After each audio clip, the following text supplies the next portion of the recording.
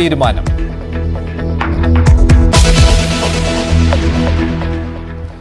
CPM-നെതിരെയും മുഖ്യമന്ത്രിക്കെതിരെയും സർക്കാരിനെതിരെയും വെല്ലുവിളി തുടരുകയാണ് PV അൻവർ. ഇന്നും മാധ്യമങ്ങളെ കണ്ടപ്പോൾ കടുത്ത വിമർശനമാണ് മുഖ്യമന്ത്രിക്കെതിരെ PV അൻവർ ഉന്നയിച്ചത്. ഇന്നലെ നിലമ്പൂരിൽ കണ്ടതുപോലെ തന്നെയുള്ള ആൾക്കൂട്ടം ഇന്നും ഉണ്ടാകുമെന്നുള്ള പ്രതീക്ഷയിലാണ് PV അൻവർ. കോഴിക്കോട് മുതലക്കുളത്താണ് ഇന്നത്തെ രാഷ്ട്രീയ വിശദീകരണ യോഗം. വൈകിട്ട് 6:30-ക്കാണ് കോഴിക്കോട് രാഷ്ട്രീയ വിശദീകരണ സമ്മേളനം വിളിച്ചു ചേർത്തിരിക്കുന്നത് PV അൻവർ. താൻ വിചാരിച്ചാൽ 25 പഞ്ചായത്തുകളിൽ LDF-ന് ഭരണം നഷ്ടമാകുമെന്നാണ് PV അൻവറിന്റെ അവകാശവാദം. മലപ്പുറത്തെ മാത്രമല്ല കോഴിക്കോടും പാലക്കാടും ഭരണം പോകുമെന്നും ഇടതുമുന്നണി വെല്ലുവിളിച്ചാൽ അതിന് തയ്യാറാണെന്നുമാണ് PV അൻവർ മറുപടി പറയുന്നത്. അദ്ദേഹത്തിന്റെ ഇന്നത്തെ പ്രതികരണത്തിലേക്ക് പോകാം. ആദ്യം, ഇന്ന് ഞാൻ ഇപ്പൊ ഇവിടുന്ന് തീരുമാനിച്ചാൽ 25 പഞ്ചായത്ത് LDF-ന് കഴിഞ്ഞു പോകും. നിലമ്പൂർ മാത്രമല്ല ഇനി അത് പാർട്ടി അങ്ങനെ ഒരു വെല്ലുവിളിക്ക് വരികയാണെങ്കിൽ ഞാൻ അതിന് തയ്യാറാണ്. പോകും. മലപ്പുറം ജില്ലയിൽ പല സ്ഥലത്തും പോകും. ചിലപ്പോൾ കോഴിക്കോട് ജില്ലയിലും പോകും, ചിലപ്പോൾ പാലക്കാടും പോകും. മലപ്പുറം ജില്ലയിലെ മാത്രം കാര്യം ഞാൻ പറയുന്നത്. അപ്പോ അതിലേക്കൊക്കെ പോണോ എന്നുള്ളത് CPM ലീഡർഷിപ്പ് ആലോചിച്ചാൽ മതി. എന്റെ മെക്കെട്ട് കയറി പറഞ്ഞുകൊണ്ടേയിരിക്കുമ്പോൾ ഞാൻ തിരിച്ചു പറഞ്ഞുകൊണ്ടേയിരിക്കും. എന്തുകൊണ്ട് പോലീസ് ഇത് അന്വേഷിക്കുന്നു? പോലീസിന് അത് പിടിച്ച് കസ്റ്റംസ് കൊടുത്താൽ പോരെ എന്നുള്ള ചോദ്യത്തിന് എന്താ ഉത്തരം? ഈ കൊടുത്തുവിട്ടതാരാ? പോലീസിന് അന്വേഷിക്കാൻ കഴിയോ? ദുബായിലും വിദേശ രാജ്യങ്ങളിലും പോലീസിന് പോകാൻ കഴിയോ? കസ്റ്റംസിന് അതിൽ ആക്ടിന്റെ, അതിന് സൗകര്യമുണ്ട്, ഇന്റർനാഷണൽ ലോ ഉണ്ട്. ഇത് ആർക്കാണ് കൊണ്ടുകൊടുക്കുന്നത്? അത് പോലീസിന് പിടിക്കാൻ കഴിയും. പക്ഷെ പിടിക്കുന്നവനെ കൊണ്ടുകൊടുക്കാതെ ഐസന്റെ ഇവന്റെ ഏജന്റിനെ ഒരാളെങ്കിലും പോലീസ് അന്വേഷിച്ചോ? എന്താണ് മുഖ്യമന്ത്രി തലക്ക് വെളിവില്ലാതെ പറയുന്നത്? ഇതിന് തലക്ക് വെളിവില്ലാന്നല്ലേ ഇതിന് പറയാ? ഇതൊരു പ്രപഞ്ച സത്യമായി നിൽക്കല്ലേ? ഒരു കേസും ശിക്ഷിക്കാൻ കഴിയില്ല. 102 CRPC ആണ് ഇവർ പിടിക്കുന്നത്. കസ്റ്റംസ് ആക്ട് പ്രകാരം 108 മൊഴിയെടുത്തെങ്കിൽ മാത്രമേ ആ മൊഴി വാലിഡ് ആണ്. ആ മൊഴി എടുത്തു കഴിഞ്ഞാൽ കസ്റ്റംസിന് ഈ കാര്യത്തിന്റെ എവിടുന്ന് വന്നു, എവിടെ എത്തി, ഇതാർക്ക് കൊടുത്തു, ഈ 3 ആളെയും ക്ലബ് ചെയ്തുകൊണ്ടുള്ള കേസാ വരിക. ഇന്നത് രാജ്യദ്രോഹ കുറ്റായി. ഒരു കാര്യം, ശശിക്ക് എന്തായാലും പങ്കുണ്ട്. ഈ ശശിക്ക് ഇതിൽ ശക്തമായ പങ്കുണ്ട്. ഈ ഇടപാടിന്റെ ഭാഗമാണ് ശശി എന്ന കാര്യത്തിൽ എനിക്ക് യാതൊരു ഡൗട്ടുമില്ല. അതെന്താ തെളിവ് നിങ്ങൾ ചോദിക്കും. ആ തെളിവ് എന്ന് പറഞ്ഞ കോമൺ സെൻസ്. 3 ചില്ലാനം കൊല്ലം അമ്പകുരം നിർത്താതെ നിർബാധം ഒരു എയർപോർട്ടിലൂടെ ഈ രീതിയിൽ സ്വർണം കടത്തി ഒരു പോലീസ് ഡിപ്പാർട്ട്മെന്റ് കൈകാര്യം ചെയ്യുന്നുണ്ടെങ്കിൽ ഒരു SP-ക്ക് മാത്രമേ സാധിക്കൂല. അത് ADG അജിത് കുമാറുണ്ട്, അജിത് കുമാറിനോടൊപ്പം ഈ ശശിയുണ്ട്. അല്ലാതെ ഇത് ഒരിക്കലും നടക്കൂല. എന്റെ മെക്കെട്ട് കയറി പറഞ്ഞുകൊണ്ടേയിരിക്കുമ്പോൾ ഞാൻ തിരിച്ചു പറഞ്ഞുകൊണ്ടേയിരിക്കും. ഇപ്പൊ ബഹുമാനപ്പെട്ട LDF കൺവീനർ ഇപ്പൊ പറഞ്ഞ എന്താണ്? പാർട്ടി പറഞ്ഞത് അനുസരിച്ച്. ഞാൻ പാർട്ടി പറഞ്ഞത് അനുസരിച്ചതാണല്ലോ. ഞാൻ ഈ നിമിഷം വരെ പാർട്ടിയെ തള്ളി പറഞ്ഞിട്ടില്ല. ഞാൻ ഇത്ര വയലന്റ് ആണ്ട് വന്ന എന്താ? ബഹുമാനപ്പെട്ട മുഖ്യമന്ത്രിയെ ഈ രാഷ്ട്രീയ പ്രതിസന്ധിയിൽ നിന്ന് കേരളത്തിലുണ്ടായിട്ടുള്ള പോലീസിംഗിന്റെ ഭാഗമായി ഇടതുപക്ഷ പ്രവർത്തകർക്കും കമ്മ്യൂണിസ്റ്റ് പ്രവർത്തകർക്കും പൊതുപ്രവർത്തകർക്കും ഉണ്ടായ മോശമായ അനുഭവങ്ങൾ, വിഷമങ്ങൾ, പ്രയാസങ്ങൾ, അതിലൂടെ പാർട്ടിക്കുണ്ടായ തളർച്ച, അതിന് കാരണക്കാരായ പോലീസ്, ഈ വിഷയത്തിൽ ഇടപെടണമെന്നാണ് ഞാൻ പറഞ്ഞത്. അപ്പോൾ അതിനെ അഡ്രസ് ചെയ്യാതെ എന്നെ കള്ളനാക്കാനാണ് മുഖ്യമന്ത്രി വന്നത്. അത് ഞാൻ സഹിക്കൂ. സംസ്ഥാന സെക്രട്ടറി എന്നെ പുറത്താക്കുന്ന വൈകുന്നേരം 2:30 മണിക്ക് തുടങ്ങിയ പത്രസമ്മേളനം 3:30 തീരുന്നത്. അവസാനമാണ് അദ്ദേഹം പറയുന്നത്. അതിനു മുമ്പ് പാർട്ടി സ്റ്റേറ്റ് കമ്മിറ്റി ഈ വിഷയത്തിൽ അവരുടെ അഭിപ്രായം പറയുന്നതിന് മുമ്പ് ഈ മോഹൻദാസ് നടത്തിയ പ്രസംഗമാണ് നിങ്ങൾ കേട്ടത്. അപ്പൊ അദ്ദേഹം ആദ്യം എന്നെ തള്ളിയിട്ടുണ്ട്. മുപ്പര് സമാധാനമായിട്ട് ഉറങ്ങട്ടെ. ആ പറഞ്ഞതിന്റെ അടിസ്ഥാനത്തിൽ സമാധാനമായിട്ട് അദ്ദേഹം ഉറങ്ങട്ടെ. അൻവറിന് നേരിട്ട് മറുപടി കൊടുത്തിട്ടില്ല എങ്കിൽ പോലും മുഖ്യമന്ത്രി ദ ഹിന്ദു പത്രത്തിന് നൽകിയ അഭിമുഖത്തിൽ നിലവിലെ രാഷ്ട്രീയ പ്രശ്നങ്ങളെക്കുറിച്ച് പറഞ്ഞിട്ടുണ്ട്. അതിൽ അദ്ദേഹം പറയുന്നത് സ്വർണ്ണക്കടത്തും ഹവാല പണവും കടത്തുന്നതുമായി ബന്ധപ്പെട്ട് കഴിഞ്ഞ 5 വർഷത്തിനിടെ പോലീസ് നടത്തിയ പരിശോധനയിലുണ്ടായ അസ്വാരസ്യങ്ങളാണ് CPM RSS ബന്ധമെന്ന ആരോപണത്തിന് പിന്നിലെ പ്രധാന പ്രേരക ഘടകമെന്നാണ് പറയുന്നത്. 5 വർഷത്തിനിടെ മലപ്പുറത്ത് കോടികളുടെ സ്വർണവും ഹവാല പണവും പോലീസ് പിടികൂടിയിട്ടുണ്ട്. ന്യൂനപക്ഷ വിഭാഗങ്ങൾ ഇപ്പോൾ LDF-നെ പിന്തുണയ്ക്കുന്നതിനാൽ രാഷ്ട്രീയ നേട്ടം ലക്ഷ്യമിടുന്ന UDF-ഉം വർഗീയ വിഭജനം പ്രോത്സാഹിപ്പിക്കുന്ന തീവ്രവാദ ഘടകങ്ങളുമാണ് ആരോപണങ്ങൾക്ക് പിന്നിൽ. CPM എന്നും RSS-നെയും ഹിന്ദുത്വ ശക്തികളെയും ശക്തമായി എതിർത്തിട്ടുണ്ടെന്നും ദ ഹിന്ദു ദിനപത്രത്തിന് നൽകിയ അഭിമുഖത്തിൽ മുഖ്യമന്ത്രി പറയുന്നു. PV അൻവറിന്റെ ആരോപണങ്ങളുടെ പശ്ചാത്തലത്തിൽ തന്നെയാണ് മുഖ്യമന്ത്രിയുടെ ഈ പ്രതികരണം വന്നിരിക്കുന്നത്. LDF കൺവീനർ TP രാമകൃഷ്ണൻ ഇന്ന് PV അൻവറിന് മറുപടി നൽകുകയുണ്ടായി. നിലമ്പൂരിലെ പൊതുസമ്മേളനത്തിലെ ആൾക്കൂട്ടം താൽക്കാലികം മാത്രമാണെന്ന നിലപാടാണ് കൺവീനർ TP രാമകൃഷ്ണൻ പറഞ്ഞത്. CPM-നെതിരെ പറയുമ്പോൾ കേൾക്കാൻ ആളുണ്ടാവും, അതുതന്നെയാണ് നിലമ്പൂരിൽ കണ്ടതും. CPM അണികൾ ഭദ്രമാണ്. പാർട്ടിക്ക് ഒരു വേവലാതിയും അൻവറിന്റെ സമ്മേളനത്തിലെ ജനക്കൂട്ടം കണ്ടിട്ടുണ്ടാകുന്നില്ലെന്നും TP രാമകൃഷ്ണൻ പറയുന്നു. താൽക്കാലികമാണ്, അതിലൊന്നും വലിയ ഫലമുളവാക്കാൻ പോകുന്നില്ല. അൻവർ എന്ത് രാഷ്ട്രീയം വിശദീകരിക്കുന്നുള്ള അറിയല്ലോ, ആരും കേൾക്കുന്നില്ലേ പത്രത്തിൽ. അപ്പൊ അതിലൊരു പ്രത്യേകതയൊന്നും CPM-ഓ ഇടതുപക്ഷ ജനാധിപത്യ മുന്നണിയോ കാണുന്നില്ല. വലിയ ആൾക്കൂട്ടമായിരുന്നു. അതൊക്കെ കേരളത്തിന്റെ പഴയകാല ചരിത്രം പരിശോധിച്ചു കഴിഞ്ഞാൽ ഇങ്ങനെയൊക്കെയുള്ള എത്രയോ സംഭവങ്ങളും അനുഭവങ്ങളും ഇല്ല. അതുകൊണ്ട് അക്കാര്യത്തിൽ ഒരു വേവലാതിയില്ല. ഈ ഒരു പൊതുയോഗം എന്ന് പറഞ്ഞ സമയത്ത് പലരും വന്നു കൂടും എന്നാണ് പറയുന്നത് കേൾക്കും. പ്രത്യേകിച്ച് CPM-നെതിരായിട്ട് സംസാരിക്കുമ്പോൾ പറയുന്നത് കേൾക്കാൻ ആളുകൾക്ക് താല്പര്യമുണ്ട്.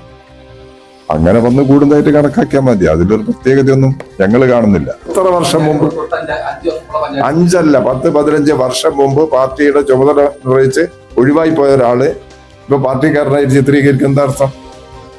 അങ്ങനെ എത്രയുണ്ട്? അത് നിങ്ങൾ ഏതൊരു പത്രത്തിൽ ഇപ്പൊ എഴുതിയിട്ടുണ്ട്. ഞാൻ എല്ലാ പത്രം വായിച്ചിട്ടില്ല. ഒരു പത്രം മുന്നേറിയ കമ്മിറ്റി, അങ്ങനെ എത്ര ആളുകളുണ്ട് ഇത് പാർട്ടി. AK ബാലനും ഇന്ന് അൻവറിന് മറുപടിയുമായി രംഗത്തെത്തിയിട്ടുണ്ട്. 5 നേരം നിസ്കരിക്കുന്നതിനാലാണ് അൻവറിനെതിരെ ആരോപണങ്ങൾ ഉണ്ടാകുന്നതെന്നത് കള്ളപ്രചാരണമാണെന്നാണ് ബാലൻ പറയുന്നത്. ഈ തുറുപ്പുചീട്ട് അൻവർ ഉപയോഗിക്കുമെന്ന് പ്രതീക്ഷിച്ചതായിരുന്നു എന്നും AK ബാലൻ പറയുന്നു. PV അൻവർ പറയുന്നത് മുൻപ് UDF പറഞ്ഞ കാര്യങ്ങൾ തന്നെയാണെന്ന് പ്രതിപക്ഷ നേതാവ് VD സതീശൻ. CPM-ൽ നിന്ന് പുറത്തു പോയാൽ അപ്പോൾ നടപടി എന്നതാണ് ഇപ്പോഴത്തെ അവസ്ഥ. കുറ്റവാളികളെ സർക്കാർ സംരക്ഷിക്കുകയാണ് ചെയ്യുന്നത്. അൻവറിനെ UDF-ൽ എടുക്കുന്നതിനെക്കുറിച്ചുള്ള ചർച്ച നടന്നിട്ടില്ലെന്ന് VD സതീശൻ ആവർത്തിച്ച് വ്യക്തമാക്കുകയുണ്ടായി.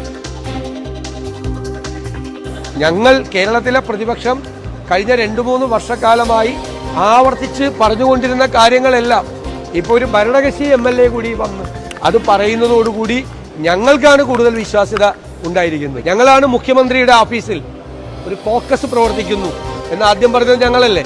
അവരാണ് കേരളത്തിലെ പോലീസിനെ നിയന്ത്രിക്കുന്നതെന്ന് ഞങ്ങളല്ലേ പറഞ്ഞത്. ഞങ്ങൾ നിയമസഭയ്ക്കകത്തും പുറത്തും പറഞ്ഞിട്ടുണ്ട്. 2, CPM-ഉം BJP-യുമായി ഒരു അവിഹിതമായ ബാന്ധവമുണ്ട്, ഞങ്ങളാണ് പറഞ്ഞത് അല്ലേ. പൂരം കലക്കുന്നതിനെ കുറിച്ചുള്ള ഒരു ഗൂഢാലോചന, പൂരം കലക്കി BJP-യെ ജയിപ്പിക്കാനുള്ള ഒരു ഗൂഢാലോചന തൃശ്ശൂരിൽ നടന്നിട്ടുണ്ട്, ഞങ്ങൾ പറഞ്ഞു. ADGP RSS നേതാക്കന്മാരെ മുഖ്യമന്ത്രിയുടെ ദൂതനായി കണ്ടിട്ടുണ്ട്, ഇതൊക്കെ ഞങ്ങൾ പറഞ്ഞ കാര്യങ്ങളുണ്ട്. അല്ല, ഞങ്ങൾ ആ കാര്യത്തെക്കുറിച്ചൊരു ചർച്ച നടത്തിയിട്ടില്ല. അല്ലല്ല, ഞങ്ങൾ അങ്ങനെ ഒരു ചർച്ച ഞങ്ങൾ നടത്തിയിട്ടില്ല. ഞാനത് ഒറ്റയ്ക്ക് പറയേണ്ട ആളല്ല. അത് ചർച്ച നടത്തേണ്ട അവസരം വരുമ്പോൾ ഞങ്ങൾ ചർച്ച നടത്തും. അതേ 2 ദിവസമായില്ലേ ഉള്ളു. LDF-ലല്ലായിരുന്ന ഇത്രയും ദിവസം? LDF-ലായിരുന്നല്ലോ, ഇപ്പോഴല്ലേ മാറിയത്. CPM-ൽ ഇതൊക്കെ പറയാൻ ആഗ്രഹമുള്ള ഒരുപാട് ആളുകളുണ്ട്, പക്ഷെ പറയാൻ ധൈര്യമില്ല. അവരുടെ കൂടി നാവായി അൻവർ മാറിയായിരുന്നാണ് എനിക്ക് തോന്നിയത്. എന്റെ നിരീക്ഷണം, വ്യക്തിപരമായ നിരീക്ഷണം. അൻവറിന് മറുപടി പറയാനാവാതെ മുഖ്യമന്ത്രി ഒളിച്ചോടുകയാണെന്നാണ് കോൺഗ്രസ് നേതാവ് രമേശ് ചെന്നിത്തലയുടെ വാക്കുകൾ. അൻവറിനെതിരെ കേസെടുക്കുകയാണ് ഇപ്പോൾ. പാർക്കിലെ തടയണ പൊളിക്കുകയാണ്. ഇത് രാഷ്ട്രീയ പ്രേരിതമാണെന്നും രമേശ് ചെന്നിത്തല പറഞ്ഞു. മുഖ്യമന്ത്രിക്കെതിരെ സംസാരിച്ചാൽ എങ്ങനെയാണ് ഭരണകൂടം പ്രതികരിക്കുക, ഇതാണ് ഇപ്പോൾ കാണുന്നതെന്നും രമേശ് ചെന്നിത്തല പറഞ്ഞു. അൻവർ എന്ന വ്യക്തിയല്ല, അൻവർ ഉയർത്തിപ്പിടിച്ചിട്ടുള്ള പ്രശ്നങ്ങൾക്ക് എന്തുകൊണ്ട് മുഖ്യമന്ത്രി മറുപടി പറയുന്നില്ല? കേരളത്തിലെ മുഖ്യമന്ത്രി എതിരായും അദ്ദേഹത്തിന്റെ കുടുംബത്തിനെതിരായും പാർട്ടിക്കെതിരായും ഗവൺമെന്റിനെതിരായും ഉന്നയിക്കപ്പെട്ട ആരോപണങ്ങൾ എന്തുകൊണ്ട് മറുപടി പറയാതെ മുഖ്യമന്ത്രി ഒളിച്ചോടുന്നു? എന്നിട്ട് അൻവർക്കെതിരെ കേസെടുക്കുന്നു, തടയണ പൊളിക്കുന്നു. ഇതെല്ലാം എന്തുകൊണ്ട് ഇപ്പോൾ സംഭവിക്കുന്നു? അപ്പൊ രാഷ്ട്രീയമായ വൈരാഗ്യം തീർക്കാൻ ഇപ്പോൾ CPM ശ്രമിക്കുകയാണ്. മുഖ്യമന്ത്രിക്കെതിരെ സംസാരിച്ചാൽ, സത്യം പറഞ്ഞാൽ, വസ്തുതകൾ പുറത്തു കൊണ്ടുവന്നാൽ ആ ഭരണകൂടം എങ്ങനെ പ്രതികരിക്കുന്നു എന്നതിന്റെ ഏറ്റവും വലിയ തെളിവാണിത്. അൻവറിനെ മുസ്ലിം ലീഗിലേക്ക് ക്ഷണിക്കുന്നത് പാർട്ടി ആലോചിച്ചിട്ടില്ല എന്നാണ് PK കുഞ്ഞാലിക്കുട്ടി പറയുന്നത്. കോൺഗ്രസുമായി കൂടി ആലോചിച്ച ശേഷം മാത്രമേ ഇക്കാര്യത്തിൽ ഒരു തീരുമാനം ഉണ്ടാവുകയുള്ളൂ. അൻവർ ഉന്നയിച്ച പ്രശ്നങ്ങൾ ജനകീയ പ്രശ്നങ്ങളാണെങ്കിൽ UDF ഏറ്റെടുക്കുമെന്നും PK കുഞ്ഞാലിക്കുട്ടി പറഞ്ഞു. അപ്പോൾ അവരുടെ കൂട്ടത്തിൽ ഉള്ള ആൾ പുറത്ത് വന്ന് ഇത്ര ഗൗരവത്തോടു കൂടി കാര്യങ്ങൾ പറയുമ്പോൾ ആ കാര്യങ്ങൾ ജനങ്ങളെ ബാധിക്കുന്ന വിഷയമാണ് എന്നുണ്ടെങ്കിൽ ഞങ്ങളത് സീരിയസ് ആയിട്ട് ചർച്ച ചെയ്യും. വളരെ ജനങ്ങളെ അങ്ങേയറ്റം ബാധിക്കുന്ന കാര്യങ്ങളാണ്. ഇത്തരം കാര്യങ്ങൾ UDF ചർച്ച ചെയ്യും. 4-ാം തീയതി അസംബ്ലി തുടങ്ങുകയാണ്. ഞങ്ങൾ UDF യോഗം ചേരുന്നുണ്ട്. UDF യോഗം ചേർന്നിട്ട് ഇപ്പോൾ ഈ പബ്ലിക്കിൽ വന്ന വിഷയങ്ങൾ വളരെ വിശദമായി ഞങ്ങൾ ചർച്ച ചെയ്യും. അത് വേറൊരു കാര്യമാണ്. അതിപ്പോൾ പാർട്ടികളൊന്നും ആലോചിച്ചിട്ടില്ല. അത് വേറൊരു കാര്യമാണ്. അത് പാർട്ടികളും മുന്നണിയൊക്കെ ആലോചിക്കുന്ന ഘട്ടത്തിലല്ലേ അതിനെക്കുറിച്ച് അഭിപ്രായം പറയുള്ളൂ. അത്തരം ആലോചിച്ചിട്ടില്ല. ഇപ്പോൾ ഞാൻ മാത്രം പറയേണ്ട കാര്യമല്ലല്ലോ, കോൺഗ്രസ് ഉൾപ്പെടെയുള്ള പാർട്ടികളെ ഒക്കെ പറയേണ്ട കാര്യം. അത് അവരാലോചിക്കുക, നമ്മളാലോചിക്കുക, മുന്നണി ആലോചിക്കുക. അത് വേറെ അങ്ങനത്തെ അജണ്ടകൾ വന്നിട്ടില്ല.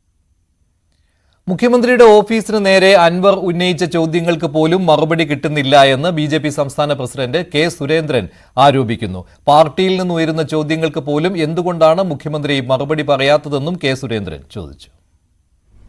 പോലീസ് ഉദ്യോഗസ്ഥന്മാരും മുഖ്യമന്ത്രിയുടെ ഓഫീസിലെ ഉന്നത ഉദ്യോഗസ്ഥന്മാരും മുഖ്യമന്ത്രിയുടെ ഉപജാപക സംഘങ്ങളും ചേർന്ന് കേരളത്തെ ഒരു കൊള്ളക്കാരുടെ താവളമായി മാറ്റിയിരിക്കുന്നു എന്നുള്ളതാണ് ഇപ്പോൾ പുറത്തു വന്നുകൊണ്ടിരിക്കുന്ന വിവരങ്ങളിലൂടെ ജനങ്ങൾ മനസ്സിലാക്കുന്നത്. PV അൻവർ ഉന്നയിക്കുന്ന ആരോപണങ്ങൾ അദ്ദേഹം ഇപ്പോൾ മാർക്സിസ്റ്റ് പാർട്ടി അദ്ദേഹത്തെ അനഭിമതനാക്കിയിരിക്കുകയാണ്. അദ്ദേഹം സ്വർണ്ണക്കള്ളക്കടത്തുകാരനാണെന്നാണ് പറയുന്നത്. ഇത്തരം സ്വർണ്ണക്കള്ളക്കടത്തുകാരെയും മാഫിയ സംഘങ്ങളെയും അധികാരത്തിൽ കയറുന്നതിനു വേണ്ടി എല്ലാ തരത്തിലുള്ള വിട്ടുവീഴ്ചകളും ചെയ്ത് അത്തരം സംഘങ്ങളെ പ്രോത്സാഹിപ്പിച്ചവർ അന്ന് ആലോചിച്ചില്ല ഇതിന്റെ പരിണത ഫലം ഇതായിരിക്കുമെന്നുള്ളത്. അദ്ദേഹം ഉന്നയിച്ചിരിക്കുന്ന ആരോപണങ്ങൾ എന്തുകൊണ്ടാണ് ശരിയായി പരിശോധിക്കപ്പെടാൻ ഇവിടെ സാധിക്കാത്തത്? ഒരു മറുപടി പറയാൻ പോലും സർക്കാരിന് കഴിയുന്നില്ല. മുഖ്യമന്ത്രി ചോദിച്ച ചോദ്യങ്ങൾക്കൊന്നും മറുപടി പറയാതെ ഗൂഢാലോചന എന്ന് മാത്രം പറഞ്ഞുകൊണ്ട് തടി തപ്പുകയാണ്. PV അൻവർ ഉന്നയിച്ച ആരോപണങ്ങളെക്കുറിച്ച് കേന്ദ്ര ഏജൻസികളുടെ അന്വേഷണം സംസ്ഥാന BJP ആവശ്യപ്പെട്ടിട്ടുണ്ടെന്നാണ് ശോഭാ സുരേന്ദ്രൻ പറഞ്ഞത്. അൻവർ എന്ന് പറയുന്നത് ഒരു ചെറിയ മീനല്ല. അതായത് ഒരു വലിയ മയക്കുമരുന്ന മാഫിയ സംഘങ്ങളും കള്ളക്കടത്ത് സംഘങ്ങളും ഈ കേരളത്തിന്റെ ആഭ്യന്തര വകുപ്പിനെ ആകെ കൈകാര്യം ചെയ്ത് മുന്നോട്ട് പോകുന്നതിനിടയിൽ അവർ തമ്മിലുള്ള ഒരു തർക്കത്തിനിടയിൽ, സ്വത്ത് പങ്കുവയ്ക്കലിലുള്ള ഒരു തർക്കത്തിനിടയിൽ പുറത്തു ചാടിയ ഒരാൾ മാത്രമാണ് അൻവർ എന്ന് ഞാൻ പറയുകയുണ്ടായി. ദേശീയ ഏജൻസി ഈ വിഷയത്തിൽ അന്വേഷണം നടത്തണമെന്നുള്ളതും പറയുകയുണ്ടായി. പാർട്ടിയുടെ സംസ്ഥാന അധ്യക്ഷന്റെ സ്റ്റേറ്റ്മെന്റും അതിനെ തുടർന്ന് കേരളത്തിൽ വരികയുണ്ടായി. അപ്പൊ ഇക്കാര്യത്തിൽ എനിക്ക് പറയാനുള്ളത്, എനിക്ക് മാധ്യമങ്ങളോടാണ് സഹതാപം എന്ന് പറയുന്നത്. കാരണം ഈ 3 മണിക്കൂർ 2.5 മണിക്കൂർ സമയം അൻവറിനെ പോലെ ഏക്കർ കണക്കിന് ഭൂമി കയ്യേറിയിട്ടുള്ള ഒരു മാഫിയയുടെ പ്രസംഗം കേരളത്തിൽ അങ്ങോളം ഇങ്ങോളം കാണിക്കാൻ വേണ്ടി 20 കൊല്ലവും 25 കൊല്ലവും 40 കൊല്ലവും ഈ നാടിനു വേണ്ടി പ്രവർത്തിച്ചവരുടെ വാക്കുകൾക്ക് വില കൊടുക്കുന്നതിനേക്കാൾ എത്രയോ കൂടുതൽ അൻവറിന്റെ വാക്കുകൾക്ക് വില കൊടുത്തത് കാണേണ്ട ഒരു സാഹചര്യം കേരളത്തിലെ ജനങ്ങൾക്കുണ്ടായത് മാധ്യമങ്ങളിലൂടെയാണ് എന്നുള്ള ദുഃഖം മാത്രമേ ഈ കാര്യത്തെക്കുറിച്ചുള്ളൂ. അൻവർ CPM-നെതിരെ തിരിഞ്ഞതോടുകൂടി അദ്ദേഹത്തിനെതിരെയുള്ള നടപടികൾ കൂടുതൽ ശക്തമാക്കുകയാണ് സർക്കാർ സംവിധാനങ്ങൾ. ഇതിനൊരു ഉദാഹരണമാണ് PV അൻവറിന്റെ ഉടമസ്ഥതയിലുള്ള PVR പാർക്കിലെ കാട്ടരുവി തടഞ്ഞുള്ള നിർമ്മാണ പ്രവർത്തനങ്ങൾ പൊളിക്കാൻ നടപടി തുടങ്ങിയിരിക്കുന്ന കൂടരഞ്ഞി പഞ്ചായത്തിന്റെ നിലപാട്. പുതിയ രാഷ്ട്രീയ സാഹചര്യത്തിലാണ് CPM ഭരിക്കുന്ന പഞ്ചായത്തിന്റെ ഈ നടപടി. നേരത്തെ അൻവറിന്റെ അനധികൃത പ്രവർത്തനങ്ങൾക്ക് എല്ലാ സംരക്ഷണവും നൽകി വരികയായിരുന്നു അധികൃതർ. കൂടരഞ്ഞി കക്കാടംപൊയിലുള്ള PVR നാച്ചുറൽ പാർക്കിൽ കാട്ടരുവിയുടെ ഒഴുക്ക് തടഞ്ഞുള്ള നിർമ്മാണ പ്രവർത്തനങ്ങൾ പൊളിക്കാനുള്ള ടെൻഡർ നടപടികളാണ് പഞ്ചായത്ത് ആരംഭിച്ചത്. അനധികൃത നിർമ്മാണം പൊളിച്ചു നീക്കാൻ ജൂലൈ മാസം 25-ന് ഹൈക്കോടതി ഉത്തരവിട്ടിരുന്നു. ഇതിന്റെ അടിസ്ഥാനത്തിൽ കോഴിക്കോട് ജില്ലാ കളക്ടർ കൂടരഞ്ഞി പഞ്ചായത്തിന് നിർദ്ദേശം നൽകിയിരുന്നുവെങ്കിലും സാങ്കേതിക കാരണങ്ങൾ പറഞ്ഞ് നടപടി വൈകിപ്പിക്കുകയായിരുന്നു. 4 ദിവസം മുൻപാണ് ഭരണസമിതി ചേർന്ന് ടെൻഡർ വിളിച്ചത്. ടെൻഡറിൽ ആരും പങ്കെടുത്തില്ലെങ്കിൽ പഞ്ചായത്ത് സെക്രട്ടറി നേതൃത്വത്തിൽ പൊളിക്കാനാണ് തീരുമാനം. പാർക്കിലെ കാട്ടരുവി തടഞ്ഞ് നിർമ്മിച്ച 4 തടയണകൾ പൊളിച്ചു നീക്കണമെന്നായിരുന്നു ഹൈക്കോടതിയുടെ നിർദ്ദേശം. ഇക്കാര്യത്തിൽ നടപടിയുണ്ടാകാത്തതിനെ തുടർന്നാണ് പരാതിക്കാരനായ green movement general secretary TV Rajan വീണ്ടും ഹൈക്കോടതിയെ സമീപിച്ചത്. നിലവിൽ അൻവർ CPM-നെതിരെ തിരിഞ്ഞോടെയാണ് നടപടികൾ വേഗത്തിലായത്. News 18 Mukkam. ADGP MR Ajith കുമാറിനെതിരെയുള്ള DGPയുടെ അന്വേഷണ റിപ്പോർട്ട് വരാൻ സമയമായി. ഒരു മാസമായിരുന്നു അന്വേഷണത്തിന് സമയം അനുവദിച്ചിരുന്നത്. ഈ ആഴ്ച അത് അവസാനിക്കുകയാണ്. റിപ്പോർട്ട് വരുന്നതോടുകൂടി MR അജിത് കുമാറിനെ ക്രമസമാധാന പാലന ചുമതലയിൽ നിന്ന് മാറ്റുവാൻ സാധ്യതയുണ്ട്. നിയമസഭാ സമ്മേളനം വെള്ളിയാഴ്ച തുടങ്ങാനിരിക്കെയാണ്. അതിനാൽ തന്നെ തൽക്കാലം വിവാദം അവസാനിപ്പിക്കുന്നതിന് വേണ്ടിയാണ് ഇങ്ങനെയൊരു തീരുമാനത്തിലേക്ക് സർക്കാർ പോകുന്നത്. ക്രമസമാധാന ചുമതലയുള്ള ADGP സ്ഥാനത്ത് നിന്ന് MR അജിത് കുമാറിനെ ഒഴിവാക്കണമെന്ന ആവശ്യം വിവിധ കോണുകളിൽ നിന്ന് ഉയരുമ്പോൾ എത്ര നാൾ ADGPയെ സംരക്ഷിച്ചു നിർത്താൻ മുഖ്യമന്ത്രിക്ക് കഴിയുമെന്ന ചോദ്യമാണ് പ്രധാനമായും ഉയരുന്നത്. CPIയുടെ നിലപാട് അവർ കടുപ്പിച്ചിട്ടുണ്ട്. കഴിഞ്ഞ ദിവസങ്ങളിൽ ബിനോയ് വിശ്വവും പ്രകാശ് ബാബുവും എടുത്തിട്ടുള്ള നിലപാട്, അതിനപ്പുറം മുന്നണിയിൽ NCPയും RJDയും ഉൾപ്പെടെ അജിത് കുമാറിനെ എടുക്കുന്ന നിലപാട്, PV അൻവറിന്റെ വെളിപ്പെടുത്തലുകൾ, DGPക്ക് ADGPയോടുള്ള അനിഷ്ടം, ഇതെല്ലാം മറികടന്നാണ് ഇപ്പോഴും മുഖ്യമന്ത്രി അജിത് കുമാറിനെ സംരക്ഷിക്കുന്നത്. PV അൻവറിന്റെ കഴിഞ്ഞ ദിവസത്തെ ആരോപണങ്ങൾ ഉൾപ്പെടെ അതിന് സർക്കാർ മറുപടി പറയേണ്ട ഘട്ടമുണ്ട്. AK ബാലൻ പറയുന്നത് തീക്കൊള്ളി കൊണ്ട് അൻവർ തലചൊറിയുന്നു എന്നതാണ്. എന്നാൽ അനധികൃത സ്വത്ത് സമ്പാദനം ഉൾപ്പെടെയുള്ള കാര്യങ്ങളിൽ താൻ ഇത്രയധികം ആരോപണം ഉന്നയിച്ചിട്ട് എന്തുകൊണ്ട് 6 മാസം വരെ അന്വേഷണ സമയം നീട്ടിക്കൊടുത്തു എന്ന ചോദ്യമാണ് അൻവർ ഉന്നയിക്കുന്നത്. അതിനപ്പുറത്തേക്ക് RSS നേതാക്കളുമായി തുടരെ നടത്തിയ കൂടിക്കാഴ്ച, തൃശൂർ പൂരം അലങ്കോലമായപ്പോൾ ADGP സ്ഥലത്തുണ്ടായിരുന്നു. അവിടെ നിന്ന് അദ്ദേഹം വിഷയം വഷളാകുമ്പോഴേക്കും സ്ഥലം വിടുകയും ചെയ്തു. ഇത് ചോദ്യം ചെയ്യുന്നത് CPI അടക്കമുള്ള ഘടകകക്ഷികളാണ്. എന്തുകൊണ്ട് ADGP ലോ ആൻഡ് ഓർഡർ സ്ഥാനത്ത് തന്നെ ഇരുത്തിക്കൊണ്ട് അജിത് കുമാറിനെതിരെയുള്ള അന്വേഷണം തുടരുന്നു എന്ന ചോദ്യം പ്രസക്തമായി അവർ ഉന്നയിക്കുന്നുണ്ട്. അതിനപ്പുറത്തേക്ക് DGPയുടെ നിലപാട്, ADGPയുടെ പല ചെയ്തികളോടും DGPക്ക് എതിർപ്പുണ്ട്. അത് തൃശൂർ പൂര അലങ്കോലമായ സമയത്ത് തന്നെ ADGP അവിടെ ഉണ്ടായിട്ടും മാറിപ്പോയതടക്കമുള്ള കാര്യങ്ങളിൽ അദ്ദേഹത്തിന് എതിർപ്പുണ്ട്. എന്തുകൊണ്ട് ഇടപെട്ടില്ല എന്ന ചോദ്യമാണ് പ്രധാനമായും DGPയുടെ ചോദ്യമായി വരുന്നത്. അല്ലെങ്കിൽ അതിലൊരു അന്വേഷണം DGP ആവശ്യപ്പെടുന്നതും അതുകൊണ്ട് തന്നെയാണ്. എന്നാൽ ഒരു ക്രൈംബ്രാഞ്ച് അന്വേഷണത്തിലേക്ക് പോലും പോകാതെ അതിലും സർക്കാർ മെല്ലെപ്പോക്ക് നയം സ്വീകരിക്കുകയാണ്. മുഖ്യമന്ത്രിയുടെ നിലപാട് തന്നെയാണ് അതിലും അന്വേഷണം വൈകുന്നതെന്ന പരാതിയാണ് പല കോണുകളിൽ നിന്നായി ഉയരുന്നത്. ഇതെല്ലാം നിൽക്കുമ്പോൾ എത്ര കാലം MR അജിത് കുമാറിനെ സംരക്ഷിക്കാൻ മുഖ്യമന്ത്രിക്ക് കഴിയും എന്ന ചോദ്യം വളരെയേറെ പ്രസക്തമാകുന്നു. VV Vinod, news 18, Thiruvananthapuram. മറ്റൊരു വാർത്തയിലേക്ക്. നടൻ സിദ്ദിഖിന് ഇന്ന് നിർണായകമാണ്. നേരത്തെ ഹൈക്കോടതി സിദ്ദിഖിന്റെ മുൻകൂർ ജാമ്യാപേക്ഷ തള്ളിയതാണ്. ഇന്ന് സുപ്രീം കോടതി സിദ്ദിഖിന്റെ മുൻകൂർ ജാമ്യാപേക്ഷ പരിഗണിക്കുകയാണ്. മുൻകൂർ ജാമ്യാപേക്ഷയിൽ വിധി വൈകില്ല എന്ന് തന്നെയാണ് സൂചന. ഉടൻ തന്നെ സിദ്ദിഖിന്റെ മുൻകൂർ ജാമ്യാപേക്ഷയിൽ വിധി വരുവാനുള്ള സാധ്യതയുമുണ്ട്. മുൻകൂർ ജാമ്യാപേക്ഷയിൽ WCCക്കെതിരെയാണ് കൂടുതലും ആരോപണങ്ങൾ സിദ്ദിഖ് ഉന്നയിക്കുന്നത്. സിനിമയിലെ സംഘടനകൾ തമ്മിലുള്ള തർക്കത്തിന്റെ ഇരയാണ് താനെന്നാണ് സിദ്ദിഖിന്റെ പ്രധാനപ്പെട്ട വാദം. അതിനാൽ തന്നെ തനിക്കെതിരെയുള്ള പരാതി കെട്ടിച്ചമച്ചതാണെന്നാണ് സിദ്ദിഖ് സുപ്രീം കോടതിയിൽ നൽകിയിരിക്കുന്ന മുൻകൂർ ജാമ്യാപേക്ഷയിൽ പറയുന്നത്. പോലീസ് കൃത്യമായ അന്വേഷണം നടത്താതെ FIR ഇടുകയായിരുന്നുവെന്നാണ് സിദ്ദിഖിന്റെ പരാതി. സിദ്ദിഖിന്റെ മകൻ ഡൽഹിയിൽ എത്തിയിട്ടുണ്ട്. കഴിഞ്ഞ ദിവസം സിദ്ദിഖിന്റെ മകന്റെ സുഹൃത്തുക്കളെ പോലീസ് കസ്റ്റഡിയിലെടുത്തത് വലിയ വിവാദമായിരുന്നു. സിദ്ദിഖ് എവിടെയെന്നുള്ള അന്വേഷണം തുടരുകയാണ് എന്നാണ് പോലീസ് പറയുന്നത്. എന്നാൽ മുൻകൂർ ജാമ്യാപേക്ഷ തള്ളിയിട്ട് ഒരാഴ്ചയായിട്ടും സിദ്ദിഖിനെ കണ്ടെത്താൻ കേരള പോലീസിന് കഴിഞ്ഞില്ല എന്നതാണ് വാസ്തവം. ഒളിച്ചു കളിക്കുകയാണ് കേരള പോലീസ് എന്നുള്ള പരാതി, വിമർശനം ശക്തമാകുന്നതിനിടെയാണ് മുൻകൂർ ജാമ്യാപേക്ഷ ഇന്ന് സുപ്രീം കോടതി പരിഗണിക്കുന്നത്. സുപ്രീം കോടതിയിൽ നിന്നുള്ള മുൻകൂർ ജാമ്യാപേക്ഷയിൽ വിധി എതിരായാൽ സിദ്ദിഖ് കീഴടങ്ങും എന്ന കാര്യം ഉറപ്പാണ്. പിന്നെ സിദ്ദിഖിന് നിയമ പോരാട്ടം നടത്തുവാനുള്ള വഴിയില്ല. പോലീസിന് മുന്നിൽ കീഴടങ്ങിയേ പറ്റുകയുള്ളൂ. സിദ്ദിഖിനെ കസ്റ്റഡിയിലെടുത്ത് ചോദ്യം ചെയ്യാമെന്നുള്ള ഹൈക്കോടതി ഉത്തരവ് ഇപ്പോഴും നിലനിൽക്കുകയാണ്. പക്ഷേ പോലീസിന് സിദ്ദിഖിനെ കണ്ടെത്താൻ കഴിഞ്ഞിട്ടില്ല. ഇതാണ് പോലീസ് നൽകുന്ന വാദം. കൂടുതൽ വിവരങ്ങൾ നൽകാൻ ആജ്ഞ രവീന്ദ്രൻ ചേരുകയാണ്. ആജ്ഞ, ഇന്ന് സുപ്രീം കോടതിയിൽ നിന്ന് വിധി വരുവാനുള്ള സാധ്യത കാണുന്നുണ്ടോ, അതോ മറ്റൊരു ദിവസത്തേക്ക് മാറ്റിവെക്കുവാനാണോ സാധ്യത? എന്താണ് അപ്ഡേറ്റ്?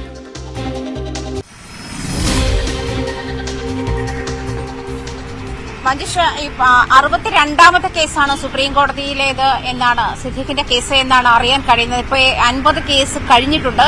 ലഞ്ച് ബ്രേക്കിന് സുപ്രീം കോടതി പിരിയുകയാണെങ്കിൽ ഉച്ചയ്ക്ക് ശേഷമായിരിക്കും അത് പരിഗണിക്കുക. അതല്ലെങ്കിൽ ഇപ്പോൾ തന്നെ കേസ് പരിഗണിക്കാനുള്ള സാധ്യതയുണ്ട്.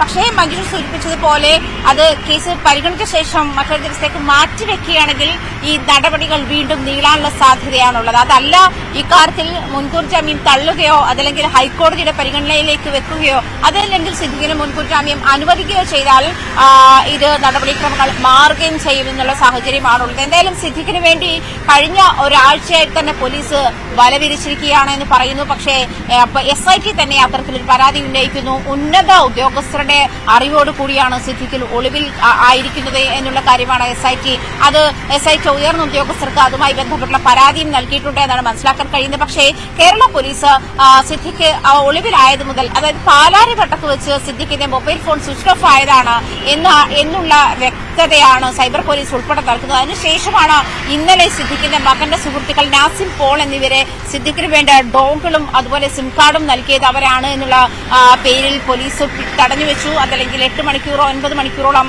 ചോദ്യം ചെയ്യൽ നീണ്ടു.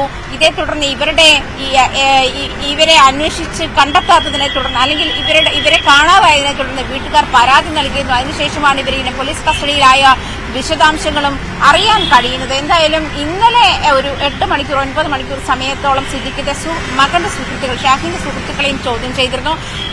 മകൻ ഡൽഹിയിൽ എത്തിയിട്ടുണ്ട് എന്നാണ് മനസ്സിലാക്കാൻ കഴിയുന്നത്. എന്തായാലും സുപ്രീം കോടതി ഈ കേസ് അല്പസമയത്തിലേക്ക്, അതായത് വലിയ താമസമില്ലാതെ തന്നെ പരിഗണിക്കുമെന്നാണ് മനസ്സിലാക്കാൻ കഴിയുന്നത്. കാരണം ഇപ്പൊ 50 കേസുകളോളം കഴിഞ്ഞു. 62ാമത്തെ കേസാണ് സിദ്ദിഖിന്റെതെന്നാണ് മനസ്സിലാക്കാൻ കഴിയുന്നത്.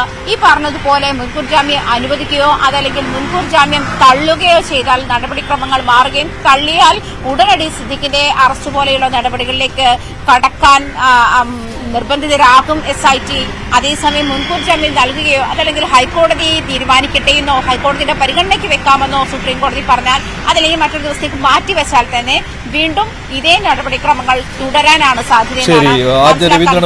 എന്തായാലും സിദ്ദിഖിന് ഇന്ന് നിർണായകമാണ്. സിദ്ദിഖിന്റെ മകൻ ഷഹീൻ സിദ്ദിഖ് ഡൽഹിയിൽ എത്തിയിട്ടുണ്ട്. വാദം കേൾക്കുന്നതിന് വേണ്ടിയാണ് അദ്ദേഹം എത്തിയിരിക്കുന്നത്. അഭിഭാഷകരുമായി കൂടിയാലോചന നടത്തുന്നുണ്ട്. ഇന്ന് സുപ്രീം കോടതി സിദ്ദിഖിന്റെ മുൻകൂർ ജാമ്യാപേക്ഷ 62ാമത്തെ കേസായിട്ടാണ് പരിഗണിക്കുന്നത്. അതായത് അല്പസമയത്തിനകം സുപ്രീം കോടതിയുടെ പരിഗണനയിൽ സിദ്ദിഖിന്റെ മുൻകൂർ ജാമ്യാപേക്ഷ വരും. മറ്റൊരു പരാതി കൂടി പ്രത്യേക അന്വേഷണ സംഘത്തിന് കിട്ടിയിരിക്കുകയാണ്. നടൻ ബാലചന്ദ്ര മേനോനെതിരെയായ ലൈംഗിക പീഡന പരാതിയാണ് ഇത്. ആലുവ സ്വദേശിയായ നടിയാണ് ബാലചന്ദ്ര മേനോനെതിരെ പരാതി നൽകിയത്. ദേ ഇങ്ങോട്ട് നോക്കിയേ എന്ന സിനിമയുടെ ഷൂട്ടിങ്ങിനിടയിലാണ് പീഡനമുണ്ടായതെന്നാണ് നടിയുടെ പരാതിയിൽ പറയുന്നത്. സിനിമയിൽ നിന്ന് ഒഴിവാക്കുമെന്ന് ഭീഷണി ഉണ്ടായിരുന്നതിനാൽ അന്ന് പരാതി പറഞ്ഞില്ല എന്നും നടി പറയുന്നു. നേരത്തെ യൂട്യൂബ് ചാനലുകൾക്ക് നൽകിയ അഭിമുഖത്തിലും നടി ഇക്കാര്യം പറഞ്ഞതാണ്. തുടർന്ന് നടിക്കും ചാനലുകൾക്കുമെതിരെ ബാലചന്ദ്ര മേനോൻ പരാതിയും കൊടുത്തിട്ടുണ്ട്. ഹേമ കമ്മിറ്റി റിപ്പോർട്ടിന്റെ അടിസ്ഥാനത്തിൽ സംസ്ഥാനത്ത് ആദ്യമായ ഒരു കേസ്. കൊല്ലം സ്വദേശിനിയായ മേക്കപ്പ് ആർട്ടിസ്റ്റ്, മേക്കപ്പ് മാനേജർ സജീവനെതിരെ നൽകിയ മൊഴിയുടെ അടിസ്ഥാനത്തിലാണ് കേസെടുത്തിരിക്കുന്നത്. കോട്ടയം പൊൻകുന്നം പോലീസാണ് കേസ് രജിസ്റ്റർ ചെയ്തത്. പ്രത്യേക അന്വേഷണ സംഘത്തിന് കേസ് കൈമാറിയിട്ടുമുണ്ട്. ഹേമ കമ്മിറ്റി റിപ്പോർട്ടിൽ പലരും മൊഴികൾ നൽകിയിരുന്നു. പക്ഷേ ഈ മൊഴികളുടെ അടിസ്ഥാനം, മൊഴികൾ ഒക്കെ വിശദമായി പരിശോധിച്ച ശേഷം അതിൽ ആരെങ്കിലും പരാതിക്കാരുണ്ടെങ്കിൽ തുടർ നടപടി എടുക്കുമെന്നായിരുന്നു സർക്കാർ നിലപാട്. ആദ്യഘട്ടത്തിൽ ഹേമ കമ്മിറ്റി റിപ്പോർട്ട് വന്നപ്പോൾ തന്നെ അതിലെ റിപ്പോർട്ടുകൾ പരിഗണിച്ചുകൊണ്ട് കേസെടുക്കണം എന്നൊക്കെ പൊതുസമൂഹത്തിൽ നിന്നും വിവിധ രാഷ്ട്രീയ പാർട്ടികളിൽ നിന്നൊക്കെ ആവശ്യം ഉയർന്നിരുന്നു. പക്ഷേ പരാതി വേണം എന്നുള്ളതായിരുന്നു സർക്കാർ നിലപാട്. എന്തായാലും SIT രൂപീകരിച്ച് ഹേമ കമ്മിറ്റിയിലെ അടക്കം വിവിധ മൊഴികൾ പരിശോധിക്കാൻ തീരുമാനിച്ചിരിക്കുന്നു. എന്തായാലും ഇതിന്റെ എല്ലാം അടിസ്ഥാനത്തിലാണ് കൊല്ലം സ്വദേശിനിയായ മേക്കപ്പ് ആർട്ടിസ്റ്റാണ് ആദ്യമായി പരാതി നൽകുന്നത്.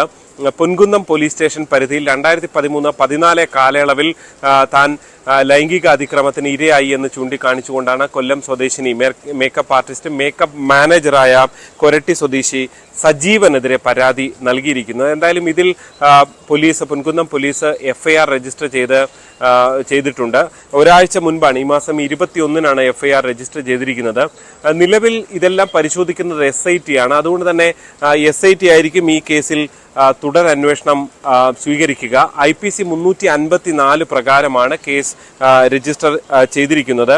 പ്രത്യേകിച്ച് അക്കാലമായതുകൊണ്ട് തന്നെ ഈ ഭാരതീയ ന്യായ സംഹിത വരുന്നതിന് മുൻപുള്ള കാലയളവായതുകൊണ്ട് തന്നെ IPC പ്രകാരമാണ് കേസ് രജിസ്റ്റർ ചെയ്തിരിക്കുന്നത്. എന്തായാലും തുടർ നടപടികൾ ഇനി പൊൻകുന്നം പോലീസ് ആയിരിക്കില്ല രേഖപ്പെടുത്തുക. അത് SIT ആയിരിക്കും, സ്പെഷ്യൽ ഇൻവെസ്റ്റിഗേഷൻ ടീം ആയിരിക്കും തുടർ നടപടികൾ സ്വീകരിക്കുക.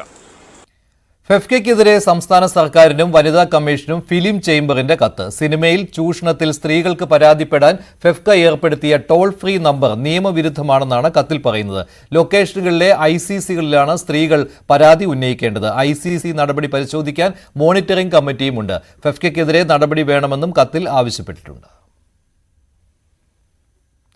എം ലോറൻസിന്റെ മൃതദേഹം മോർച്ചറിയിൽ സൂക്ഷിക്കണമെന്ന് ഹൈക്കോടതി. വൈദ്യ പഠനത്തിനായി വിട്ടുകൊടുത്തതിനെതിരെ മകൾ ആശ ലോറൻസ് നൽകിയ ഹർജിയിലാണ് ഹൈക്കോടതിയുടെ ഈ നിർദ്ദേശം. പ്രിൻസിപ്പൽ അല്ലാതെ മറ്റൊരു ഉന്നത അധികാരി വിഷയം പരിഗണിക്കണോ എന്നതിൽ വാദം കേൾക്കുകയും ചെയ്യും. ആശ ലോറൻസിന്റെ ഹർജിയിൽ സർക്കാർ വ്യാഴാഴ്ച നിലപാട് അറിയിക്കണമെന്നും ഹൈക്കോടതി ഇന്ന് വ്യക്തമാക്കിയിട്ടുണ്ട്. കഴിഞ്ഞ 21-ാം തീയതിയാണ് എം ലോറൻസ് അന്തരിക്കുന്നത്. തുടർന്ന് 23-ാം തീയതിയാണ് മകൾ ആശ ലോറൻസ് തന്റെ പിതാവിന്റെ മൃതദേഹം മതാചാരപ്രകാരം സംസ്കരിക്കണമെന്ന് ആവശ്യപ്പെട്ടുകൊണ്ട് കോടതിയെ സമീപിക്കുന്നത്. ഈ ഒരു സാഹചര്യത്തിൽ എന്ത് വിധിയാണ് വന്നത് എന്നുള്ള കാര്യത്തിൽ കേരളം മുഴുവൻ ഉറ്റുനോക്കുന്ന ഒരു സാഹചര്യത്തിലേക്കാണ് ഇന്ന് ഹൈക്കോടതിയുടെ തീരുമാനം പോലും എത്തി നിൽക്കുന്നത്. കാരണം മതാചാരപ്രകാരം സംസ്കരിക്കണം എന്ന് ആവശ്യപ്പെട്ട് വീണ്ടും ആശ ലോറൻസ് കോടതിയെ സമീപിക്കാനുള്ള സാഹചര്യമാണ് മെഡിക്കൽ കോളേജ് അതോറിറ്റിയെ ഇതുമായി ബന്ധപ്പെട്ട അന്തിമ തീരുമാനമെടുക്കാൻ ഹൈക്കോടതി ഏൽപ്പിച്ചപ്പോൾ പോലും ഉണ്ടായത്. അതായത് തൻ്റെ പിതാവിൻ്റെ മൃതദേഹം മതാചാരപ്രകാരം സംസ്കരിക്കണമെന്ന് ആവശ്യപ്പെട്ട് തന്നെയാണ് വീണ്ടും ഈ കഴിഞ്ഞ വെള്ളിയാഴ്ച ആശ ലോറൻസ് കോടതിയെ സമീപിച്ചിരിക്കുന്നത്.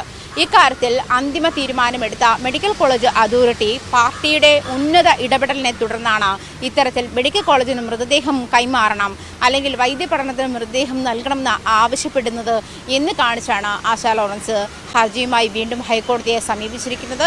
ഇതിൽ ഇടപെടൽ ഉണ്ടായിട്ടുണ്ട്, അതല്ലെങ്കിൽ തീരുമാനം അത്ര സത്യസന്ധമല്ല എന്ന് കാണിച്ചു തന്നെയാണ് ആശ ലോറൻസിന്റെ ഹർജി. ജസ്റ്റിസ് VG അരുണാണ് ഈ ഹർജി പരിഗണിച്ചത്. ഈ ഒരു സാഹചര്യത്തിൽ അതായത് നേരത്തെ തന്നെ ഹർജി പരിഗണിക്കുമ്പോൾ തന്നെ ആശയുടെ ആശങ്ക കൂടി പരിഹരിച്ച് വേണം ഇക്കാര്യത്തിൽ അന്തിമ തീരുമാനമെടുക്കാൻ എന്നാവശ്യപ്പെട്ടുകൊണ്ടാണ് അനാട്ടമി വിഭാഗം പ്രിൻസിപ്പാലിനെ ഇക്കാര്യം ഈ ചുമതല ഹൈക്കോടതി ഏൽപ്പിക്കുന്നത്. എന്നാൽ ഇക്കാര്യത്തിൽ അന്തിമ തീരുമാനമെടുക്കാൻ മറ്റൊരു ഉയർന്ന ഉദ്യോഗസ്ഥൻ അല്ലെങ്കിൽ മറ്റൊരാളെ കൂടി ചുമതലപ്പെടുത്തണമോ എന്നുള്ള കാര്യത്തിൽ വീണ്ടും വാദം കേൾക്കാൻ കോടതി തയ്യാറായിട്ടുണ്ട്. എന്തായാലും വ്യാഴാഴ്ച ഈ ഹർജി വീണ്ടും പരിഗണിക്കും. അപ്പോഴേക്കും സർക്കാർ ഇക്കാര്യത്തിലുള്ള നിലപാട് അറിയിക്കണമെന്ന് തന്നെയാണ് കോടതിയുടെ ആവശ്യം. അതുവരെ എം ലോറൻസിന്റെ മൃതദേഹം മോർച്ചറിയിൽ സൂക്ഷിക്കണം എന്ന് തന്നെയാണ് ഹൈക്കോടതി നിർദ്ദേശിച്ചിരിക്കുന്നത്. കഴിഞ്ഞ വെള്ളിയാഴ്ചയാണ് ആശ ലോറൻസ് ഇതാവശ്യപ്പെട്ട് തന്റെ പിതാവിന്റെ മൃതദേഹം മതാചാര പ്രകാരം സംസ്കരിക്കണമെന്ന് ആവശ്യപ്പെട്ടുകൊണ്ട് വീണ്ടും ഹൈക്കോടതിയെ സമീപിക്കുന്ന സാഹചര്യമുണ്ടായത്. ആ ഹർജിയിലാണ് ഇപ്പോൾ ഹൈക്കോടതിയുടെ വിധി. മൃതദേഹം മോർച്ചറിയിൽ തന്നെ അതുവരെ, അതായത് പ്രശ്നത്തിന് പരിഹാരമുണ്ടാകുന്നതുവരെ മൃതദേഹം മോർച്ചറിയിൽ തന്നെ സൂക്ഷിക്കുന്ന സാഹചര്യത്തിലേക്കാണ് കാര്യങ്ങൾ നീങ്ങുന്നത്. തിരുവനന്തപുരം SIT ആശുപത്രിയിൽ ഇന്നലെ വൈകിട്ട് ഗുരുതരമായ അനാസ്ഥയാണ് ഉണ്ടായത്. ഏതാണ്ട് 4 മണിക്കൂർ സമയമാണ് ആശുപത്രിയിൽ വൈദ്യുതി മുടങ്ങിയത്. ഇതിന്റെ ഉത്തരവാദിത്തം ഏറ്റെടുക്കാൻ ആരും തയ്യാറായിട്ടില്ല. KSEBയും ആശുപത്രിയും പരസ്പരം പഴിചാരുകയാണ്. കുട്ടികളുടെയും അമ്മമാരുടെയും സംസ്ഥാനത്തെ ഏറ്റവും പ്രമുഖമായ ആശുപത്രിയാണ് തിരുവനന്തപുരത്തെ SIT ആശുപത്രി. ഇവിടെയാണ് ടോർച്ചിന്റെ വെളിച്ചത്തിൽ ചികിത്സ നൽകേണ്ടി വന്നത്. ഗുരുതരമായ ഈ അനാസ്ഥയെക്കുറിച്ച് അന്വേഷണം നടത്തുമെന്ന് ആരോഗ്യമന്ത്രി അറിയിച്ചിട്ടുണ്ട്. അന്വേഷണം തുടങ്ങിയിട്ടുമുണ്ട്. ഇക്കാര്യത്തിൽ KSEBക്ക് വീഴ്ച പറ്റിയിട്ടില്ല എന്നാണ് വൈദ്യുതി മന്ത്രി K കൃഷ്ണൻകുട്ടി ഇന്ന് പ്രതികരിച്ചത്. കൃത്യമായ അറിയിപ്പ് ആശുപത്രിക്ക് നൽകിയിരുന്നു. ട്രാൻസ്ഫോമറിൽ അറ്റകുറ്റപ്പണി നടക്കുന്നതാണെന്ന്. എന്നാൽ വേണ്ടത്ര മുൻകരുതൽ എടുക്കാത്തത് ആശുപത്രിയാണോ എന്ന സംശയമാണ് ബലപ്പെടുന്നത്. പക്ഷേ ആശുപത്രി അധികൃതർ ഇക്കാര്യം നിഷേധിക്കുന്നുമുണ്ട്. വൈദ്യുതി പുനഃസ്ഥാപിക്കുമെന്ന് പറഞ്ഞ സമയത്ത് വൈദ്യുതി കിട്ടിയില്ല എന്നാണ് ആശുപത്രി അധികൃതർ പറയുന്നത്. അതുകൊണ്ടാണ് ഈ വലിയ ഗുരുതരമായ ഈ കാര്യങ്ങൾ സംഭവിച്ചത് ആശുപത്രിയിൽ എന്നും ആശുപത്രിയുടെ വിശദീകരണം ഉണ്ട്. വലിയ പ്രതിഷേധമാണ് ആശുപത്രിക്ക് മുന്നിൽ ഇന്നും കാണാനായത്. ഇന്നലെ വൈകിട്ട് 6:30 മണി മുതൽ രാത്രി 10:30 മണി വരെയാണ് SIT ആശുപത്രി പൂർണ്ണമായും ഇരുട്ടിലായത്. ഇവിടെ PWD പൊതുമരാമത്ത് വകുപ്പിന്റെ നിർമ്മാണ പ്രവർത്തികൾ നടക്കുകയായിരുന്നു. അതുമായി ബന്ധപ്പെട്ട് വൈദ്യുതി സംവിധാനത്തിലും തകരാറുണ്ടായി. ട്രാൻസ്ഫോമറുകളിലാണ് 2 ട്രാൻസ്ഫോമറുകൾ തകരാറുണ്ടാവുകയായിരുന്നു. ജനറേറ്ററുകളിലാണ് 2 ദിവസമായി ആശുപത്രിയുടെ പ്രവർത്തനം നടന്നിരുന്നത്. അതിൽ ഒരു സ്റ്റാൻഡ് ബൈ ജനറേറ്റർ കൂടി വൈകിട്ട് 6 കൂടി തകരാറിലായതാണ് പൂർണ്ണമായും ആശുപത്രി ഇരുട്ടിലാക്കിയത്. പിന്നീട് രാത്രി 10 കൂടി ജനറേറ്ററുകളിൽ തന്നെ ആശുപത്രിയിൽ വെളിച്ചം എത്തി. എന്നാൽ ഇന്ന് രാവിലെ 7 മണിയോടുകൂടിയാണ് സാധാരണയിലേക്ക് ട്രാൻസ്ഫോമറിൽ നിന്ന് നേരിട്ട് തകരാറ് പരിഹരിച്ചുകൊണ്ട് നേരിട്ട് ആശുപത്രിയിൽ വൈദ്യുതി എത്തി തുടങ്ങിയത്. ഏതായാലും വലിയ വീഴ്ചയാണ് അധികൃതരുടെ ഭാഗത്തുണ്ടായെന്ന് വ്യക്തമാണ്. നിസ്സാരമായ ചില പ്രശ്നത്തിന്റെ പേരിലാണ് അല്ലെങ്കിൽ സാങ്കേതിക തകരാറാണ് ഇതിന് കാരണമെന്ന് പറയുന്നുവെങ്കിലും ഈ ഒരു പ്രശ്നം ഇത്തരത്തിലുള്ള അറ്റകുറ്റപ്പണികൾ വരുമെന്ന് മുൻകൂട്ടി കണ്ടുകൊണ്ട് എന്തുകൊണ്ട് അതിന് പകര സംവിധാനം ഏർപ്പെടുത്താൻ സാധിച്ചില്ല? പകര സംവിധാനത്തിൽ വീഴ്ച വന്നാൽ ഈ ആശുപത്രി ഇത്തരത്തിലൊരു ദുരിതത്തിലേക്ക് പോകുമെന്ന കാര്യം അധികൃതർക്ക് വ്യക്തമായിരുന്നു. അവിടെ വലിയ വീഴ്ച വന്നു എന്ന വിമർശനം ഇപ്പോൾ ശക്തമാണ്. എന്നാൽ KSEBയുടെ ഭാഗത്ത് നിന്ന് വീഴ്ച ഉണ്ടായിട്ടില്ല എന്ന നിലപാടിലാണ് വൈദ്യുതി വകുപ്പുള്ളത്. വൈദ്യുതി വകുപ്പ് മന്ത്രി ഇക്കാര്യം വ്യക്തമാക്കി. വീഴ്ച വന്നില്ല, അത് അന്വേഷിക്കാൻ വേണ്ടി നമ്മൾ റിപ്പോർട്ട് ചോദിച്ചിട്ടുണ്ട്.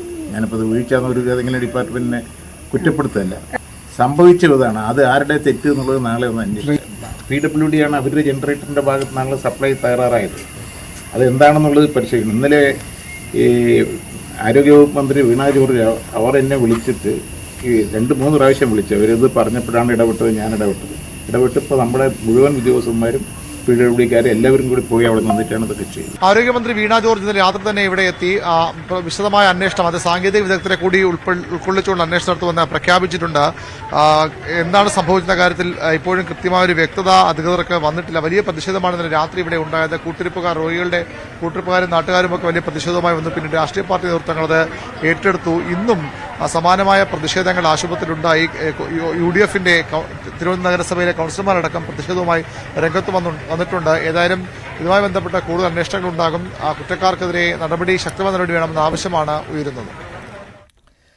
തിരുവനന്തപുരം മൃഗശാലയിൽ നിന്ന് വീണ്ടും ഹനുമാൻ കുരങ്ങുകൾ ചാടിപ്പോയി. ഹനുമാൻ കുരങ്ങുകളെ കൂട്ടിലാക്കുവാനുള്ള ശ്രമം തുടരുകയാണ്. തുറന്ന കൂടിന്റെ കിടങ്ങ് ചാടിക്കടന്ന 3 കുരങ്ങുകൾ മൃഗശാല വളപ്പിനുള്ളിലെ മരത്തിൽ കയറുകയായിരുന്നു. ഉടൻ തന്നെ ഇവയെ പിടികൂടാൻ ആകുമെന്നാണ് മൃഗശാല അധികൃതർ പറയുന്നത്. രാവിലെയാണ് ശ്രദ്ധയിൽപ്പെട്ടത്. ഇതിന്റെ തൊട്ടടുത്തൊക്കെ മുളങ്കൂട്ടങ്ങൾ ഉണ്ടായിരുന്നല്ലോ. അപ്പോൾ ഇന്നലെ രാത്രി മഴ പെയ്തപ്പോൾ ഒരു ബ്രാഞ്ച് ചാഞ്ഞു വന്നാണ് ഇത് എസ്കേപ്പ് ആയത്. 3 എണ്ണത്തിന് മാത്രമേ പുറത്തിറങ്ങാൻ പറ്റുള്ളൂ. അപ്പോഴത്തേക്കും അത് ആ ബ്രാഞ്ച് നമ്മൾ കട്ട് ചെയ്തു. ഇപ്പം ഉള്ളതൊരെണ്ണം സേഫാണ്. മറ്റവരുടെ മരത്തിന്റെ തൊട്ടടുത്തുള്ള മരത്തിന്റെ മുകളിൽ തന്നെ ഉണ്ട്. മൂന്നും ഉണ്ട്. 2 മരത്തിലായിട്ട് 3 ഇരിപ്പുണ്ട്. മെയിൽ അത് കാരണം ഇവർ തമ്മിൽ കമ്മ്യൂണിക്കേഷൻ ഉണ്ട് ഇപ്പോഴും, ഈ മെയിൽ ഇതും ഫീമെയിൽസുമായിട്ട്. 23 സെപ്റ്റംബറിൽ കൊണ്ടുവന്നതാണ് ഹരിയാന സൂയിന്ന്. ഹൈറ്റ് കുറഞ്ഞ സ്ഥലത്ത് എത്തുമ്പോഴത്തേക്കും നമ്മളായിട്ട് തന്നെ അല്ല, അത് ഓട്ടോമാറ്റിക് അതായിട്ട് തന്നെ നാച്ചുറലായിട്ട് വന്നില്ലെങ്കിൽ മാത്രമേ നമുക്കത് ആലോചിക്കേണ്ടതുള്ളൂ. ഫീഡിംഗ് ടൈം 11:30 മണിയാണ്. തിരിച്ച് അപ്പം സമയം കഴിഞ്ഞു. നമ്മൾ ആ സമയം കണക്കാക്കി വെച്ചിട്ടുണ്ട് ഫുഡ്. ഇന്ന് രാവിലെ 7 മണിയോടുകൂടിയാണ് 3 ഹനുമാൻ കുരങ്ങുകൾ തിരുവനന്തപുരം മൃഗശാലയിൽ നിന്ന് ചാടിപ്പോയത്. ഈ പരിസരത്ത് തന്നെ കുരങ്ങുകൾ ഉണ്ട് എന്ന വിലയിരുത്തലാണ്. ഇതിൽ 2 കുരങ്ങുകളെ സമീപത്തുള്ള വൃക്ഷത്തിൽ കണ്ടെത്തിയിരുന്നു. ഒരു കുരങ്ങും ഇനി കണ്ടെത്താനുള്ള ഒരു കുരങ്ങുണ്ട്, അത് ഈ പരിസരത്ത് തന്നെ ഉണ്ട് എന്ന വിലയിരുത്തലാണ്. വനം വകുപ്പിന്റെ സേവനം ഇതുവരെ ആവശ്യപ്പെട്ടിട്ടില്ല. ഇതിന്റെ ആവാസ വ്യവസ്ഥയിലേക്ക് തിരികെ കൊണ്ടുവരാൻ കഴിയുമെന്ന പ്രതീക്ഷയാണ് ജീവനക്കാർ വെച്ചു പുലർത്തുന്നത്. ഭക്ഷണ വസ്തുക്കൾ ഉൾപ്പെടെ ഇതിന്റെ ആവാസ വ്യവസ്ഥയിൽ എത്തിക്കുകയും അവിടെ ഈ കുരങ്ങുകൾ തിരികെ വരുമെന്നുള്ള ഒരു പ്രതീക്ഷ, അതുകൊണ്ട് തന്നെ മയക്കുവെടി വെക്കേണ്ടതില്ല എന്ന ഒരു വിലയിരുത്തൽ കൂടിയുണ്ട്. കഴിഞ്ഞ വർഷം ജൂണിൽ ഇതേ തരത്തിൽ ഒരു പെൺകുരങ്ങ് ചാടിപ്പോയിരുന്നു. ഇപ്പോൾ ചാടിപ്പോയതിലും ഈ പെൺകുരങ്ങ് ഉൾപ്പെട്ടിട്ടുണ്ട്. കഴിഞ്ഞ തവണ ചാടിപ്പോയ കുരങ്ങിനെ വലിയ പ്രയാസത്തിലാണ് പിന്നീട് പിടികൂടുന്നത്. ദിവസങ്ങളോളം പുറത്ത് സഞ്ചരിക്കുന്ന സാഹചര്യമുണ്ടായിരുന്നു. പബ്ലിക് ലൈബ്രറിക്ക് സമീപവും അതോടൊപ്പം തന്നെ പാളയത്തെ വിവിധ ഭാഗങ്ങളിലും ഇത് സഞ്ചരിക്കുന്ന സാഹചര്യമുണ്ടായിരുന്നു. പിന്നീട് ജർമ്മൻ പഠന കേന്ദ്രമായ ഗോധെ സെന്ററിൽ നിന്നാണ് ഈ കുരങ്ങിനെ പിടികൂടിയത്. ഇപ്പോൾ ഈ 3 കുരങ്ങുകളും കോമ്പൗണ്ടിനുള്ളിൽ ഉണ്ട് എന്ന് തന്നെയാണ് വിലയിരുത്തൽ. നേരത്തെ തന്നെ ഒരു കിടങ്ങ് സൃഷ്ടിച്ചിരുന്നു. ആദ്യത്തെ ഈ കുരങ്ങ് ചാടിപ്പോയതിനു ശേഷം തന്നെ ആവാസ വ്യവസ്ഥയിൽ മാറ്റം വരുത്തുമെന്ന് മൃഗശാല അധികൃതർ വ്യക്തമാക്കിയിരുന്നു. അതിന്റെ അടിസ്ഥാനത്തിൽ ഈ കുരങ്ങുകൾ തുറന്ന ഒരു കൂട്ടിലാണ് ഉള്ളത്. ഇരുമ്പ് കൂടുകളിലായിരുന്നു നേരത്തെ അടച്ചിരുന്നതെങ്കിലും പിന്നീട് തുറന്ന പ്രദേശത്തേക്ക് മാറ്റിയിരുന്നു. ഈ പ്രദേശത്തിന് ചുറ്റും വലിയ കിടങ്ങ് രൂപീകരിക്കുകയും ചെയ്തു. ഈ കിടങ്ങ് ചാടിക്കടക്കില്ല എന്നതായിരുന്നു പ്രതീക്ഷ. പക്ഷേ ഈ കിടങ്ങ് ചാടിക്കടന്നാണ് ഇപ്പോൾ ഈ കുരങ്ങുകൾ പുറത്തു പോയിരിക്കുന്നത്. 4 കുരങ്ങുകളാണ് ആകെ ഉള്ളത്. ഇതിൽ ആൺകുരങ്ങ് ഇപ്പോഴും അതിന്റെ ആ ആവാസ വ്യവസ്ഥയിൽ തന്നെ തുടരുന്നുണ്ട്. അതേസമയം 3 പെൺകുരങ്ങുകളാണ് ചാടിപ്പോയിട്ടുള്ളത്. വളരെ പെട്ടെന്ന് തന്നെ പിടികൂടാൻ കഴിയുമെന്ന പ്രതീക്ഷയിലാണ് മൃഗശാല ജീവനക്കാർ. ഹരിവിതിരയ്ക്കൊപ്പം VV വിനോദ്, ന്യൂസ് 18 തിരുവനന്തപുരം.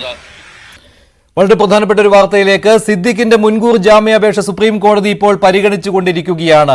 ഓരോ ചോദ്യങ്ങളായിട്ട് സുപ്രീം കോടതി ചോദിക്കുകയാണ്. അമ്മയുടെ ജനറൽ സെക്രട്ടറി ആയിരുന്നില്ലേ സിദ്ദിഖ് എന്നുള്ള കാര്യം സുപ്രീം കോടതി ചോദിച്ചു. അതുപോലെ തന്നെ അതിജീവിതയുടെ അഭിഭാഷകയോട് ചോദിച്ച കാര്യം, ഈ പരാതി എന്തുകൊണ്ട് വൈകി എന്നുള്ളതാണ്. സിദ്ദിഖിന് മുൻകൂർ ജാമ്യം എന്നുള്ള വാർത്തയാണ് ഏറ്റവും ഒടുവിലായിട്ട് വരുന്നത്. മുൻകൂർ ജാമ്യാപേക്ഷയിൽ വിധി ഉടൻ എന്നല്ല, മുൻകൂർ ജാമ്യം സിദ്ദിഖിന് കിട്ടി എന്നുള്ളതാണ് സുപ്രീം കോടതിയിൽ നിന്നുള്ള ഏറ്റവും പ്രധാനപ്പെട്ട കാര്യം. സുവി വിശ്വനാഥൻ ചേരുകയാണ്. സുവി, എന്താണ് ഇക്കാര്യത്തിൽ അപ്ഡേറ്റ് ആയിട്ടുള്ളത്? സിദ്ദിഖിന് മുൻകൂർ ജാമ്യം കിട്ടിയോ? മഞ്ജുഷ്, ഏറ്റവും പ്രധാനപ്പെട്ട വാർത്ത പുറത്തുവരുന്നു. സിദ്ദിഖിന് സുപ്രീം കോടതി ജാമ്യം അനുവദിച്ചിരിക്കുന്നു. ജസ്റ്റിസ് ത്രിവേദിയാണ് ജാമ്യം അനുവദിച്ചിരിക്കുന്നത്. In the meantime there shall be no arrest of the petitioner on conditions by trial and subject to him joining the investigation എന്നാണ് ഈ ഉത്തരവിൽ ജസ്റ്റിസ് ത്രിവേദി പറഞ്ഞിരിക്കുന്നത്. സിദ്ദിഖിന് ആശ്വാസമായ കോടതി വിധിയാണ്. സിദ്ദിഖിന് ആശ്വാസമായിരിക്കുകയാണ്. മുൻകൂർ ജാമ്യാപേക്ഷയിൽ സുപ്രീം കോടതിയുടെ വിധി വന്നിരിക്കുകയാണ്. സിദ്ദിഖിനെ ഇപ്പോൾ അറസ്റ്റ് ചെയ്യരുത് എന്നാണ് സുപ്രീം കോടതി നിർദ്ദേശം നൽകിയിരിക്കുന്നത്. ഹ്രസ്വമായ ഒരു വാദമാണ് സുപ്രീം കോടതിയിൽ ഇപ്പോൾ നടന്നത്. അതിൽ തന്നെ രണ്ട് ഭാഗത്തെയും കാര്യങ്ങൾ ചോദിച്ചിരുന്നു സുപ്രീം കോടതി. എന്തുകൊണ്ട് ഈ പരാതി വൈകി എന്നുള്ള കാര്യം സുപ്രീം കോടതി ചോദിച്ചപ്പോൾ അതിനുള്ള വിശദീകരണം നൽകുകയുണ്ടായി അതിജീവിതയുടെ അഭിഭാഷക. അതുപോലെ തന്നെ മുകുൾ റോത്തഗിയാണ് സിദ്ദിഖിന് വേണ്ടി ഹാജരായത്. സിദ്ദിഖിന് മുൻകൂർ ജാമ്യം സുപ്രീം കോടതി അനുവദിച്ചിരിക്കുകയാണ്.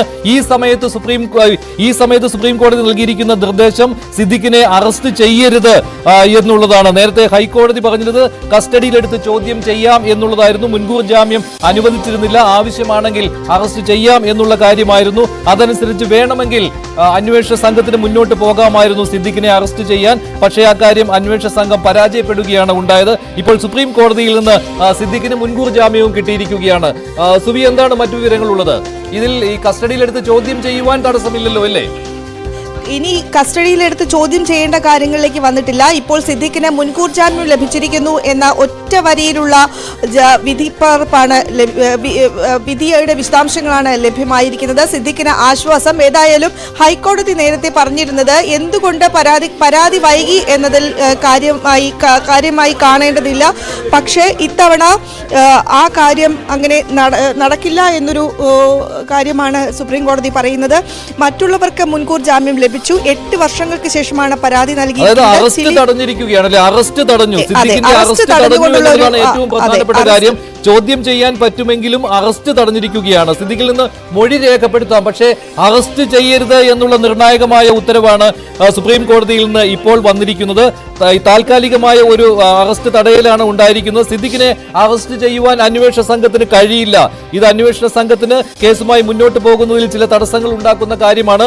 സിദ്ദിഖിനെ ഇപ്പോൾ അറസ്റ്റ് ചെയ്യരുത് എന്ന് പറഞ്ഞിരിക്കുകയാണ്. ചോദ്യം ചെയ്യുന്നതിന് തടസ്സമില്ല, മൊഴിയെടുക്കുന്നതിൽ തടസ്സമില്ല. പക്ഷേ സിദ്ദിഖിനെ അറസ്റ്റ് ചെയ്യാൻ പാടില്ല എന്ന നിർണായക വിധിയാണ് സുപ്രീം കോടതിയിൽ നിന്നുണ്ടായിരിക്കുന്നത്. അതായത് സുബി, മുൻകൂർ ജാമ്യത്തിൽ പൂർണ്ണമായിട്ട് ഒരു തീരുമാനം എടുത്തിട്ടില്ല. ഇപ്പോൾ അറസ്റ്റ് ചെയ്യരുത് അല്ലേ? അതെ, അറസ്റ്റ് ചെയ്യരുത് എന്നാണ് സുപ്രീം കോടതി നൽകിയിരിക്കുന്നത്. എന്നാൽ കേസ് അന്വേഷണവുമായി സഹകരിക്കണം എന്നും സുപ്രീം കോടതി ഇപ്പോൾ സിദ്ദിഖിനോട് പറഞ്ഞിട്ടുണ്ട്. സിദ്ദിഖിന് താൽക്കാലിക ആശ്വാസമാണ്. സിദ്ദിഖിന് വേണ്ടി ലുക്കൌട്ട് നോട്ടീസ് വരെ പുറത്തിറക്കിയ ഒരു സാഹചര്യമായിരുന്നു. എന്നിട്ടും പോലീസ് സിദ്ദിഖിനെ അറസ്റ്റ് ചെയ്യാത്തതിൽ വലിയ തോതിലുള്ള വിമർശനം ഉണ്ടായിരുന്നു. ഇതിനിടയിലാണ് സുപ്രീം കോടതിയിൽ സിദ്ദിഖ് മുൻകൂർ ജാമ്യാപേക്ഷ നൽകുകയും ചെയ്തത്. ഇതിനെതിരെ അതിജീവിതയും ഒപ്പം തന്നെ സർക്കാരും തടസ്സ ഹർജിയും നൽകിയിരുന്നു. എന്നാൽ ഈ തടസ്സ ഹർജികളിലൊന്നും തന്നെ കാര്യമായ ഒരു പുരോഗതി ഉണ്ടായില്ല. ആ ഒരു സാഹചര്യത്തിൽ കൂടിയാണ് ഇപ്പോൾ സുപ്രീം കോടതി ജാമ്യം നൽകിയിരിക്കുന്നത്. മുൻകൂർ ജാമ്യം സിദ്ദിഖിന് ലഭിച്ചിരിക്കുകയാണ്.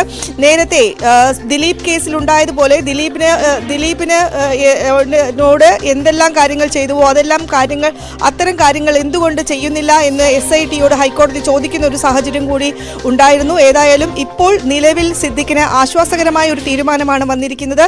സുപ്രീം കോടതിയിൽ നിന്ന് സിദ്ദിഖിന് മുൻകൂർ ജാമ്യം ലഭിച്ചിരിക്കുന്നു. ഒപ്പം തന്നെ മറ്റ് കൂടുതൽ വിശദാംശങ്ങൾ ഇപ്പോൾ ലഭ്യമായിട്ടില്ല. മുൻകൂർ ജാമ്യം നൽകി എന്നുള്ളത് തന്നെയാണ്. 2 ആഴ്ചത്തേക്കാണ് ആശ്വാസം എന്നുള്ള കാര്യവും പുറത്തു വരുന്നുണ്ട്. അറസ്റ്റ് തടയുകയാണ് ഉണ്ടായിരിക്കുന്നത്. അതിനുശേഷം നടപടികളിലേക്ക് പോകാമെന്നുള്ളതാണോ എന്നുള്ളത് വ്യക്തമല്ല. ഇടക്കാല ജാമ്യമാണ് നൽകിയിരിക്കുന്നത്. അന്വേഷണവുമായി സഹകരിക്കണം. അതുപോലെ തന്നെ പോലീസിനോട് റിപ്പോർട്ട് ആവശ്യപ്പെട്ടിട്ടുമുണ്ട്. ഈ ചോദ്യം ചെയ്യുകയാണെങ്കിൽ അതിൽ അന്വേഷണത്തിന്റെ പുരോഗതി എന്താണ് എന്ന് സുപ്രീം കോടതിയെ അറിയിക്കണം എന്നുള്ള കാര്യവും സുപ്രീം കോടതി നിർദ്ദേശമായിട്ട് നൽകിയിരിക്കുന്നുണ്ട്. എന്തായാലും സിദ്ദിഖിനെ ഇപ്പോൾ അറസ്റ്റ് ചെയ്യുവാൻ അന്വേഷണ സംഘത്തിന് കഴിയില്ല. സിദ്ദിഖിന് ഒളിവിൽ നിന്ന് പുറത്തു വരുവാൻ ഇപ്പോൾ കഴിയും. കഴിഞ്ഞ ഒരാഴ്ചയായി പോലീസിനെ വെട്ടിച്ചു നടക്കുകയാണെന്ന് പോലീസ് പറയുന്നു. അതേസമയം പോലീസ് സിദ്ദിഖിനെ സംരക്ഷിക്കുകയാണ് എന്നുള്ള വിമർശനവും ഉണ്ടായിരുന്നു. ബലാത്സംഗ കേസിൽ നടൻ സിദ്ദിഖിന് ഇടക്കാല ആശ്വാസം കിട്ടിയിരിക്കുകയാണ്. ഇടക്കാല ജാമ്യമാണ്, മുൻകൂർ ജാമ്യമാണ് നൽകിയിരിക്കുന്നത്. കേസുമായി പൂർണ്ണമായിട്ടും സഹകരിക്കണം. അന്വേഷണ സംഘം ആവശ്യപ്പെടുമ്പോൾ ചോദ്യം ചെയ്യലിന് ഹാജരാകണം. ഇക്കാര്യം സുപ്രീം കോടതി നിർദ്ദേശം നൽകിയിട്ടുണ്ട്. എന്തായാലും അന്വേഷണം മുന്നോട്ട് കൊണ്ടുപോകുന്നതിൽ സാങ്കേതികമായ ഒരു ഒരു തടസ്സമുണ്ടായിട്ടുണ്ട് എന്ന കാര്യത്തിൽ സംശയമില്ല. കാരണം സിദ്ദിഖിനെ അറസ്റ്റ് ചെയ്യുവാൻ കഴിയില്ല അന്വേഷണ സംഘത്തിന്. അത് പ്രധാനപ്പെട്ട കാര്യം തന്നെയാണ്. സിദ്ദിഖിന് വെളിയിൽ തന്നെ തുടരാൻ കഴിയും. അറസ്റ്റ് ചെയ്യുകയോ റിമാൻഡിൽ പോവുകയോ ചെയ്യേണ്ട ആവശ്യം ഇപ്പോൾ ഉണ്ടായിട്ടില്ല എന്നുള്ളത് സിദ്ദിഖിന് ഒരു ആശ്വാസമാണ്. അന്വേഷണ സംഘത്തിനൊരു തിരിച്ചടിയാണ്. സമയം വൈകിപ്പിച്ചിരുന്നു അന്വേഷണ സംഘം സിദ്ദിഖിനെ അറസ്റ്റ് ചെയ്യാതെ. ഇക്കാര്യത്തിൽ അന്വേഷണ സംഘത്തിന് ഇപ്പോൾ ഒരു വലിയ തിരിച്ചടി ഉണ്ടായിരിക്കുകയാണ്. 2 ആഴ്ചത്തേക്കാണ് സിദ്ദിഖിന്റെ അറസ്റ്റ് തടഞ്ഞിരിക്കുന്നത്. ഇതിനിടയിൽ അന്വേഷണത്തിന്റെ പുരോഗതി അറിയിക്കണമെന്ന് സുപ്രീം കോടതി പറഞ്ഞിട്ടുണ്ട്. സുപ്രീം കോടതി വാദം കേൾക്കുന്ന ഇടയിൽ പ്രധാനമായും ചോദിച്ച ചോദ്യം അതിജീവിത എന്തുകൊണ്ടാണ് പരാതി നൽകുന്നതിന് ഇത്രയും കാലം കാത്തിരുന്നത് എന്നുള്ളതാണ്. അതായത് കാലതാമസം സുപ്രീം കോടതി ചോദിച്ചിരുന്നു. അതേസമയത്ത് തന്നെ സിദ്ദിഖിന് സമൂഹത്തിൽ വലിയ സ്വാധീനമുള്ള വ്യക്തിയാണ് എന്നുള്ള കാര്യവും സുപ്രീം കോടതി നിരീക്ഷിക്കുകയുണ്ടായി. ഇതേക്കുറിച്ചുള്ള ചോദ്യങ്ങൾ സിദ്ദിഖിന്റെ അഭിഭാഷകനോടും ചോദിച്ചു.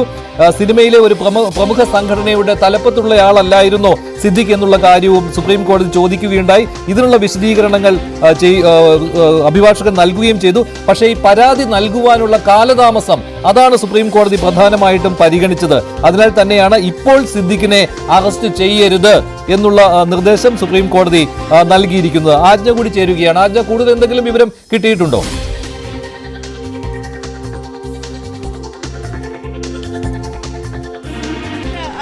സൂചിപ്പിച്ചതുപോലെ തന്നെ ആണ് കാര്യങ്ങൾ. അതായത് സിദ്ദിഖിന് മുൻകൂർ ജാമ്യം ലഭിച്ചതോടുകൂടി ഇപ്പോൾ SITക്ക് സിദ്ദിഖിനെ അറസ്റ്റ് ചെയ്യരുത് എന്നൊരു നീക്കമാണ് ഉണ്ടായിരിക്കുന്നത്. 2 ആഴ്ചത്തേക്കാണ് സിദ്ദിഖിന് ഈ ആനുകൂല്യം ലഭിച്ചിരിക്കുന്നത്. ജസ്റ്റിസ് ബെല M ത്രിവേദിയും അതുപോലെ സതീഷ് ചന്ദ്രബോസും അടങ്ങുന്ന ബെഞ്ചിന്റേതാണ് വിധി.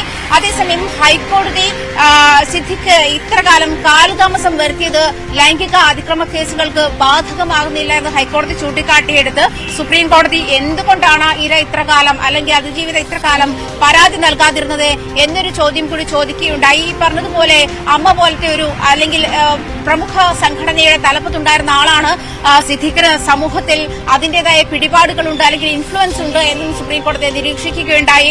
എന്തായാലും മുകേഷിന്റെ മുൻകൂർ ജാമ്യം പോലെയും ഇടവേള ബാബുവിന്റെ മുൻകൂർ ജാമ്യം പോലെയും ഉള്ള നടപടിക്രമങ്ങൾ SITക്ക് ഇക്കാര്യത്തിൽ നടത്താമെന്നാണ്. പക്ഷേ അതിൽ ഈ രണ്ടുപേരെയും മുകേഷിനെയും ഇടവേള ബാബുവിനെയും അറസ്റ്റ് ചെയ്യുന്ന സാഹചര്യത്തിലേക്ക് SIT നീങ്ങിയിരുന്നു. പക്ഷേ ഇവിടെ തൽക്കാലത്തേക്ക് അതായത് 2 ആഴ്ചത്തേക്ക് അറസ്റ്റ് തടഞ്ഞുകൊണ്ടുള്ള ഒരു സാഹചര്യമാണ് സിദ്ദിഖിന് ലഭിച്ചിരിക്കുന്നത്. അതുകൊണ്ട് തന്നെ ഈ കാര്യത്തിൽ അതായത് മറ്റ് അന്വേഷണവുമായി ബന്ധപ്പെട്ടുള്ള മറ്റു സാഹചര്യങ്ങളിലേക്ക് ഇത് നീളുന്നില്ല. 2 ആഴ്ചത്തേക്കാണ് എന്നുള്ളതാണ് ഈ കാര്യത്തിൽ വ്യക്തമാക്കുന്നത്. ഇതുമായി ബന്ധപ്പെട്ട് അതായത് SITയുടെ ഭാഗം വ്യക്തമാക്കാൻ മെറിൻ ജോസഫ് IPS അടക്കമുള്ള ആളുകൾ ഡൽഹിയിലുണ്ടായിരുന്നു. സർക്കാരിന്റെ ഭാഗം വ്യക്തമാക്കിയിരുന്നു. ഇത്തരം കാര്യങ്ങളൊക്കെ അതായത് ഈ കഴിഞ്ഞ ഇത്രയും മുൻകൂർ ജാമ്യം ഹൈക്കോടതി തള്ളിയ ഇത്രയും കാലത്തോളം സിദ്ദിഖ് ഒളിവിലായിരുന്നു. ഈ ഒളിവിലായിരുന്ന കാലഘട്ടത്തിൽ ഒന്നും SITക്ക് അദ്ദേഹത്തെ തൊടാനോ അതല്ലെങ്കിൽ അതുമായി ഈ സിദ്ദിഖിന്റെ ഒളിവിൽ പോയതുമായി ബന്ധപ്പെട്ട SIT കണ്ണടക്കുകയായിരുന്നു എന്നുള്ളത് ശക്തമായ. ഇതിനിടെയാണ് ഇപ്പോൾ സിദ്ദിഖിന്റെ അറസ്റ്റ് 2 ആഴ്ചത്തേക്ക് സുപ്രീം കോടതി തടഞ്ഞിരിക്കുന്നത്. വിവിധ കക്ഷികൾക്ക് ഇക്കാര്യത്തിൽ സുപ്രീം കോടതി നോട്ടീസ് അയക്കുകയാണ്. അതിനുശേഷം മുൻകൂർ ജാമ്യാപേക്ഷ പരിഗണിക്കുന്നത് സുപ്രീം കോടതി വീണ്ടും ഒരു ദിവസം നിശ്ചയിക്കും. എന്തായാലും ഇതിനിടയിൽ 2 ആഴ്ചത്തേക്ക് സിദ്ദിഖിനെ അറസ്റ്റ് ചെയ്യാൻ പാടില്ല എന്നുള്ള നിർദ്ദേശം സുപ്രീം കോടതി നൽകിയിരിക്കുകയാണ്. ഈ കാലതാമസം ഉണ്ടായി അതിജീവിതയ്ക്ക് ഈ പരാതി നൽകുന്നതിൽ ഇക്കാര്യം കോടതി പരിഗണിച്ചു. പക്ഷേ അതേ സമയത്ത് തന്നെ 8 വർഷം മുമ്പ് നടന്ന ഒരു സംഭവമാണ് ഇത്. അതിനുശേഷം സാമൂഹ്യ മാധ്യമങ്ങളിലൂടെ ഈ നടി സിദ്ദിഖിനെതിരെ പരാതി ഉന്നയിച്ചതാണ്. പക്ഷേ ആ സമയത്ത് എന്തുകൊണ്ട് സർക്കാരിന്റെയും പോലീസിന്റെയും ശ്രദ്ധയിൽ ഇക്കാര്യം വന്നില്ല എന്ന അതിപ്രധാനമായ ഒരു കാര്യം കൂടി സുപ്രീം കോടതി ചോദിച്ചിട്ടുണ്ട്. പക്ഷേ ആ സമയത്ത് സർക്കാരിന് അങ്ങനെ നേരിട്ട് കേസെടുക്കാവുന്ന ഒരു സാഹചര്യമായിരുന്നില്ല എന്ന് വാദം വന്നുവെങ്കിലും അങ്ങനെയുള്ള സാഹചര്യം ഉണ്ടായിരുന്നുവല്ലോ എന്നുള്ള മറുചോദ്യം സുപ്രീം കോടതി ഉന്നയിക്കുകയുണ്ടായി. അതായത് 8 വർഷം എന്തെടുക്കുകയായിരുന്നു എന്നുള്ള കാര്യവും സുപ്രീം കോടതി ചോദിച്ചു. അഡ്വക്കേറ്റ് TB മിനി ചേരുകയാണ്. ശ്രീമതി TB മിനി, ഇതൊരു താൽക്കാലിക ആശ്വാസം എന്നാണോ, ഈ സിദ്ദിഖിനൊരു താൽക്കാലികമായിട്ട് രക്ഷപ്പെടൽ ഉണ്ടായി എന്നാണോ താങ്കൾ കരുതുന്നത്? 2 ആഴ്ചത്തേക്ക് അറസ്റ്റ് തടഞ്ഞിരിക്കുകയാണ്. കൂടുതൽ എന്തെങ്കിലും വിവരങ്ങൾ താങ്കൾക്ക് കിട്ടുന്നുണ്ടോ? അത് സിദ്ദിഖ് രക്ഷപ്പെട്ടു എന്ന് തന്നെ പറയാൻ പറ്റില്ല. കാരണം അറസ്റ്റ് തടഞ്ഞാലും പിന്നീട് അന്വേഷണവുമായി സഹകരിച്ച് റിപ്പോർട്ട് വന്നു കഴിഞ്ഞാൽ പിന്നെ ഇത് ആന്റിസിപ്പേറ്ററി ബെയില് കണക്കാക്കപ്പെടും, ബെയില് അനുവദിക്കുന്ന അവസ്ഥയുണ്ടാവും. ഇതിൽ ഇത്ര ദിവസം സർക്കാരിന് വേണമെങ്കിൽ സിദ്ദിഖിനെ അറസ്റ്റ് ചെയ്യാമായിരുന്നു. പ്രതികൾക്ക് അനുകൂലമായിട്ടുള്ള ഒരു സാഹചര്യത്തിൽ നിന്ന് കൊടുത്തതാണ് SIT ചെയ്തത്. അതായത് ഇതിലിപ്പോൾ മുൻകൂർ ജാമ്യം കിട്ടിയോ കിട്ടിയില്ലയോ എന്നുള്ള ചോദ്യമൊന്നും പ്രസക്തമല്ല. ഈ 2 ആഴ്ചത്തേക്ക് തടഞ്ഞതോടുകൂടി ഇനിയിപ്പോൾ സിദ്ദിഖ് അന്വേഷണത്തോട് സഹകരിക്കുന്നുണ്ട് എന്നുള്ള കാര്യം അഭിഭാഷകന് കോടതിയിൽ ഉന്നയിക്കുവാനുള്ള അവസരമുണ്ടായി ഇല്ലേ ശ്രീമതി ടി ബി മിനി? അതെ, ഇനിയിപ്പോ അത് മുൻകൂർ ജാമ്യം പോലെ തന്നെ അത് കണക്കാക്കപ്പെടും. അത് 2 ആഴ്ചത്തേക്ക് സ്ഥിതിക്ക് അന്വേഷണ സംഘവുമായി സഹകരിച്ചു കഴിഞ്ഞാൽ കോടതി പിന്നെ ആ ജാമ്യം കൺഫേം ചെയ്യും. പക്ഷെ ഇതിനകത്ത് ഈ കാലതാമസത്തിന്റെ കാര്യം ക്യാൻസൽ ചെയ്യണ വിഷയം ഉണ്ടാവില്ല. കാലതാമസത്തിന്റെ കാര്യം സുപ്രീം കോടതിയും ചോദിച്ചിട്ടുണ്ട്. നേരത്തെ ഹൈക്കോടതി പക്ഷേ സുപ്രീം കോടതിയുടെ വിധി തന്നെ ഉദ്ധരിച്ചുകൊണ്ടല്ലേ ഒരു പ്രധാനപ്പെട്ട മുൻകൂർ ജാമ്യാപേക്ഷയിലെ വിധി പറഞ്ഞത്? ഡിസ്ക്രിപ്ഷനാണല്ലോ, കോടതികളുടെ ഡിസ്ക്രിപ്ഷനാണ്. ആ ഡിസ്ക്രിപ്ഷനിൽ തൽക്കാലം അറസ്റ്റ് ചെയ്യരുത് എന്ന് പറഞ്ഞപ്പോഴും സിദ്ദിഖിനെ സംബന്ധിച്ച് ആശ്വാസമുണ്ട്. നമുക്കറിയാം സിദ്ദിഖ് ഇവിടെ കൊച്ചിയിലുണ്ടായിരുന്നു, അന്വേഷണ സംഘവുമായി ധാരണ എത്തിച്ച് തന്നെയാണ് നിന്നിരുന്നതെന്നല്ല എല്ലാവർക്കും അറിയാവുന്ന കാര്യമല്ലേ. പക്ഷേ പ്രത്യേക അന്വേഷണ സംഘം അങ്ങനെ ആയിരുന്നില്ലല്ലോ. സിദ്ദിഖിനെ തേടി പോകുന്നു, സിദ്ദിഖിന്റെ മകന്റെ സുഹൃത്തുക്കളെ വിളിച്ചു വരുത്തുന്നു, ഇതൊക്കെ വെറുതെ വേഷം കെട്ടൽ മാത്രമായിരുന്നു എന്നാണോ? ഇല്ലാത്ത സ്ഥലങ്ങൾ പോയി തേടി പോയിട്ട് കാര്യമില്ലല്ലോ, ഉള്ള സ്ഥലത്ത് പോയി തേടണ്ടേ. അപ്പോൾ മുൻകൂർ ജാമ്യം കിട്ടുന്നതിനുള്ള അവസരം ഉണ്ടാക്കി കൊടുത്തു പ്രത്യേക അന്വേഷണ സംഘം അല്ലേ? അതെ അതെ അതെ. എന്തായാലും അഡ്വക്കേറ്റ് ടി ബി മിനി പറയുന്ന ഇക്കാര്യത്തിൽ സിദ്ദിഖിന് ഒരു രക്ഷപ്പെടൽ തന്നെയാണെന്നാണ്. കാരണം ഇനി അങ്ങോട്ട് കോടതിയിൽ ശരി രക്ഷപ്പെടുവാനുള്ള സാഹചര്യം ഉണ്ടാക്കി കൊടുത്തു എന്നാണ്. വിചാരണ കോടതിയുടെ വ്യവസ്ഥകൾ പാലിക്കണം എന്നുള്ള നിർദ്ദേശം സുപ്രീം കോടതി നൽകിയിട്ടുണ്ട്. അതായത് വിചാരണ കോടതിയുടെ കോർട്ടിലേക്ക് കാര്യങ്ങൾ പോവുകയാണ്. വിചാരണ കോടതിക്ക് കാര്യങ്ങൾ ഏതാണ്ട് അറസ്റ്റ് ചെയ്യരുതെന്ന് പറഞ്ഞു കഴിഞ്ഞാൽ പിന്നെ അത് കൺഫേം ചെയ്യപ്പെടും, അത് പിന്നെ അതൊന്നും ക്യാൻസൽ ചെയ്യപ്പെടുന്ന അവസ്ഥ ഉണ്ടാവില്ല. ശരി, നന്ദി advocate T B mini. Advocate T B mini പറഞ്ഞത് പ്രധാനപ്പെട്ട ഒരു കാര്യം തന്നെയാണ്. മുൻപും ഇത്തരം കേസുകളിൽ ഇങ്ങനെ സംഭവിച്ചിട്ടുള്ളതാണ്. അറസ്റ്റ് ഒരു വേള കോടതി തടഞ്ഞു കഴിഞ്ഞാൽ പിന്നീട് അന്വേഷണത്തോട് ആ പ്രതി സഹകരിക്കാൻ തുടങ്ങും. പോലീസ് അതനുസരിച്ചുള്ള റിപ്പോർട്ട് കോടതിയിൽ നൽകും. അങ്ങനെ പിന്നീട് ആ മുൻകൂർ ജാമ്യം തീർപ്പാക്കി എന്നതിലേക്ക് കാര്യങ്ങൾ പോകുന്നതും കണ്ടിട്ടുള്ളതാണ്. ഇവിടെ സുപ്രീം കോടതിയെ സമീപിക്കുവാൻ സിദ്ദിഖിന് ഒരു അവസരം കിട്ടി. അതിനു മുൻപ് അറസ്റ്റ് ചെയ്യുവാനായിട്ട് പ്രത്യേക അന്വേഷണ സംഘം തയ്യാറായില്ല എന്നതാണ് ഈ കേസിന്റെ ഒരു പ്രധാനപ്പെട്ട വഴിത്തിരിവായി മാറിയിരിക്കുന്നത്. ഇനി സിദ്ദിഖിന് ഒളിവിൽ നിന്ന് പുറത്തു വരാം, അന്വേഷണ സംഘവുമായി സഹകരിക്കാം, തുടർന്ന് അവരുടെ ചോദ്യം ചെയ്യലിന് വേണ്ടി ഹാജരാകേണ്ടി വരും സിദ്ദിഖ്. പക്ഷേ 2 ആഴ്ച കഴിഞ്ഞ് ഈ കേസ് പരിഗണിക്കുമ്പോൾ വീണ്ടും അന്വേഷണത്തിന്റെ പുരോഗതി എന്താണ് എന്നുള്ള കാര്യമാകും സുപ്രീം കോടതി ചോദിക്കുക. സിദ്ദിഖിന്റെ അറസ്റ്റ് 2 ആഴ്ചത്തേക്ക് തടഞ്ഞിരിക്കുകയാണ് സുപ്രീം കോടതി. ഇവിടെയും പരാതി എന്തുകൊണ്ട് വൈകി എന്നുള്ള ചോദ്യം സുപ്രീം കോടതി ചോദിക്കുകയുണ്ടായി. അവിടെ പക്ഷേ സുപ്രീം കോടതി ഒരു കാര്യം കൂടി പറഞ്ഞു. ഈ പെൺകുട്ടി തന്നെ പലതവണ ഈ പരാതി സാമൂഹ്യ മാധ്യമങ്ങളിലൂടെ പറഞ്ഞതാണ്. പക്ഷേ ആ സമയത്ത് എന്തുകൊണ്ട് ഒരു കേസെടുക്കുവാനായിട്ട് സർക്കാരോ പോലീസോ തയ്യാറായില്ല എന്ന ചോദ്യവും ഉയർന്നിരുന്നതാണ്. പക്ഷേ എങ്കിലും വാദത്തിന്റെ ഒടുവിൽ സുപ്രീം കോടതിയുടെ നിർദ്ദേശം വന്നിരിക്കുന്നത് 2 ആഴ്ചത്തേക്ക് സിദ്ദിഖിനെ ഈ കേസിൽ ബലാത്സംഗ കേസിൽ അറസ്റ്റ് ചെയ്യരുത് എന്നാണ്. മുൻകൂർ ജാമ്യത്തിൽ ഒരു അന്തിമ തീരുമാനം സുപ്രീം കോടതി എടുത്തിട്ടില്ല. ഈ 2 ആഴ്ചയ്ക്ക് ശേഷം വീണ്ടും കേസ് പരിഗണനയ്ക്ക് വരും. ആ സമയത്ത് ഇപ്പോൾ തന്നെ കക്ഷികൾക്ക് നോട്ടീസ് അയച്ചിരിക്കുകയാണ്. അവരവരുടെ നിലപാട് എന്താണ് എന്നറിയാൻ. ഇതിൽ ഉടൻ തന്നെ ഒരു വിധി വരുമെന്ന് പ്രതീക്ഷിച്ചതാണ്. അങ്ങനെ തന്നെയുള്ള ഒരു ഇടക്കാല വിധിയാണ് ഇന്ന് വന്നിരിക്കുന്നത്. അങ്ങനെയാണ് അറസ്റ്റ് തടഞ്ഞിരിക്കുന്നത്. മുൻകൂർ ജാമ്യാപേക്ഷയിൽ വാദം കേൾക്കുന്നത് ഇനിയും തുടരും. അങ്ങനെ സിദ്ദിഖിന് ബലാത്സംഗ കേസിൽ ആശ്വാസം ഉണ്ടായിരിക്കുകയാണ്. ഒരാഴ്ചയായി സിദ്ദിഖ് ഒളിവിലാണ്. സിദ്ദിഖ് എവിടെ എന്നറിയില്ല എന്ന് പറയുകയായിരുന്നു പോലീസ് ഇതുവരെ. പക്ഷേ സിദ്ദിഖിനെ രക്ഷിക്കുവാനുള്ള ശ്രമങ്ങൾ നടത്തുന്നുണ്ട് പോലീസ് എന്നുള്ള വിമർശനം ഉയരുന്ന സമയത്താണ് സിദ്ദിഖ് സുപ്രീം കോടതിയെ സമീപിച്ചതും അഡ്വക്കേറ്റ് മുകുൾ റോത്തഗി വഴി ഇപ്പോൾ അറസ്റ്റ് തടഞ്ഞുകൊണ്ടുള്ള ഉത്തരവ് സമ്പാദിച്ചതും. സിദ്ദിഖിന്റെ മകൻ ഷഹീൻ സിദ്ദിഖ് ഇന്ന് ഡൽഹിയിലുണ്ടായിരുന്നു. അദ്ദേഹമാണ് ഈ കേസ് നടത്തിപ്പുമായി മുന്നോട്ട് പോയത്. ഇന്നലെയാണ് സിദ്ദിഖിന്റെ 2 സുഹൃത്തുക്കളെ അന്വേഷണ സംഘം കസ്റ്റഡിയിലെടുത്തത് വലിയ വിവാദമായത്. പക്ഷേ ആ സമയവും സിദ്ദിഖിനെ കണ്ടെത്തുവാൻ അന്വേഷണ സംഘത്തിന് കഴിഞ്ഞില്ല എന്നുള്ളത് പ്രധാനപ്പെട്ട കാര്യം തന്നെയാണ്. ഇനി സിദ്ദിഖിനെ അറസ്റ്റ് ചെയ്യുവാൻ അന്വേഷണ സംഘത്തിന് കഴിയില്ല. മറ്റു നടന്മാരുടെ കേസുകളിൽ മുൻകൂർ ജാമ്യാപേക്ഷയിൽ കേരളത്തിലെ കോടതികൾ തന്നെ തീർപ്പാക്കിയതായിരുന്നു. അതുകൊണ്ട് തന്നെ അവരുടെ അറസ്റ്റ് രേഖപ്പെടുത്തി അവരെ വിട്ടയക്കുകയായിരുന്നു. പക്ഷേ സിദ്ദിഖിനെ ചോദ്യം ചെയ്ത് വിട്ടയക്കേണ്ട ഒരു സാഹചര്യമാണ് ഇപ്പോൾ ഉണ്ടായിരിക്കുന്നത്. 2 ആഴ്ചത്തേക്ക് അറസ്റ്റ് തടഞ്ഞിരിക്കുകയാണ്.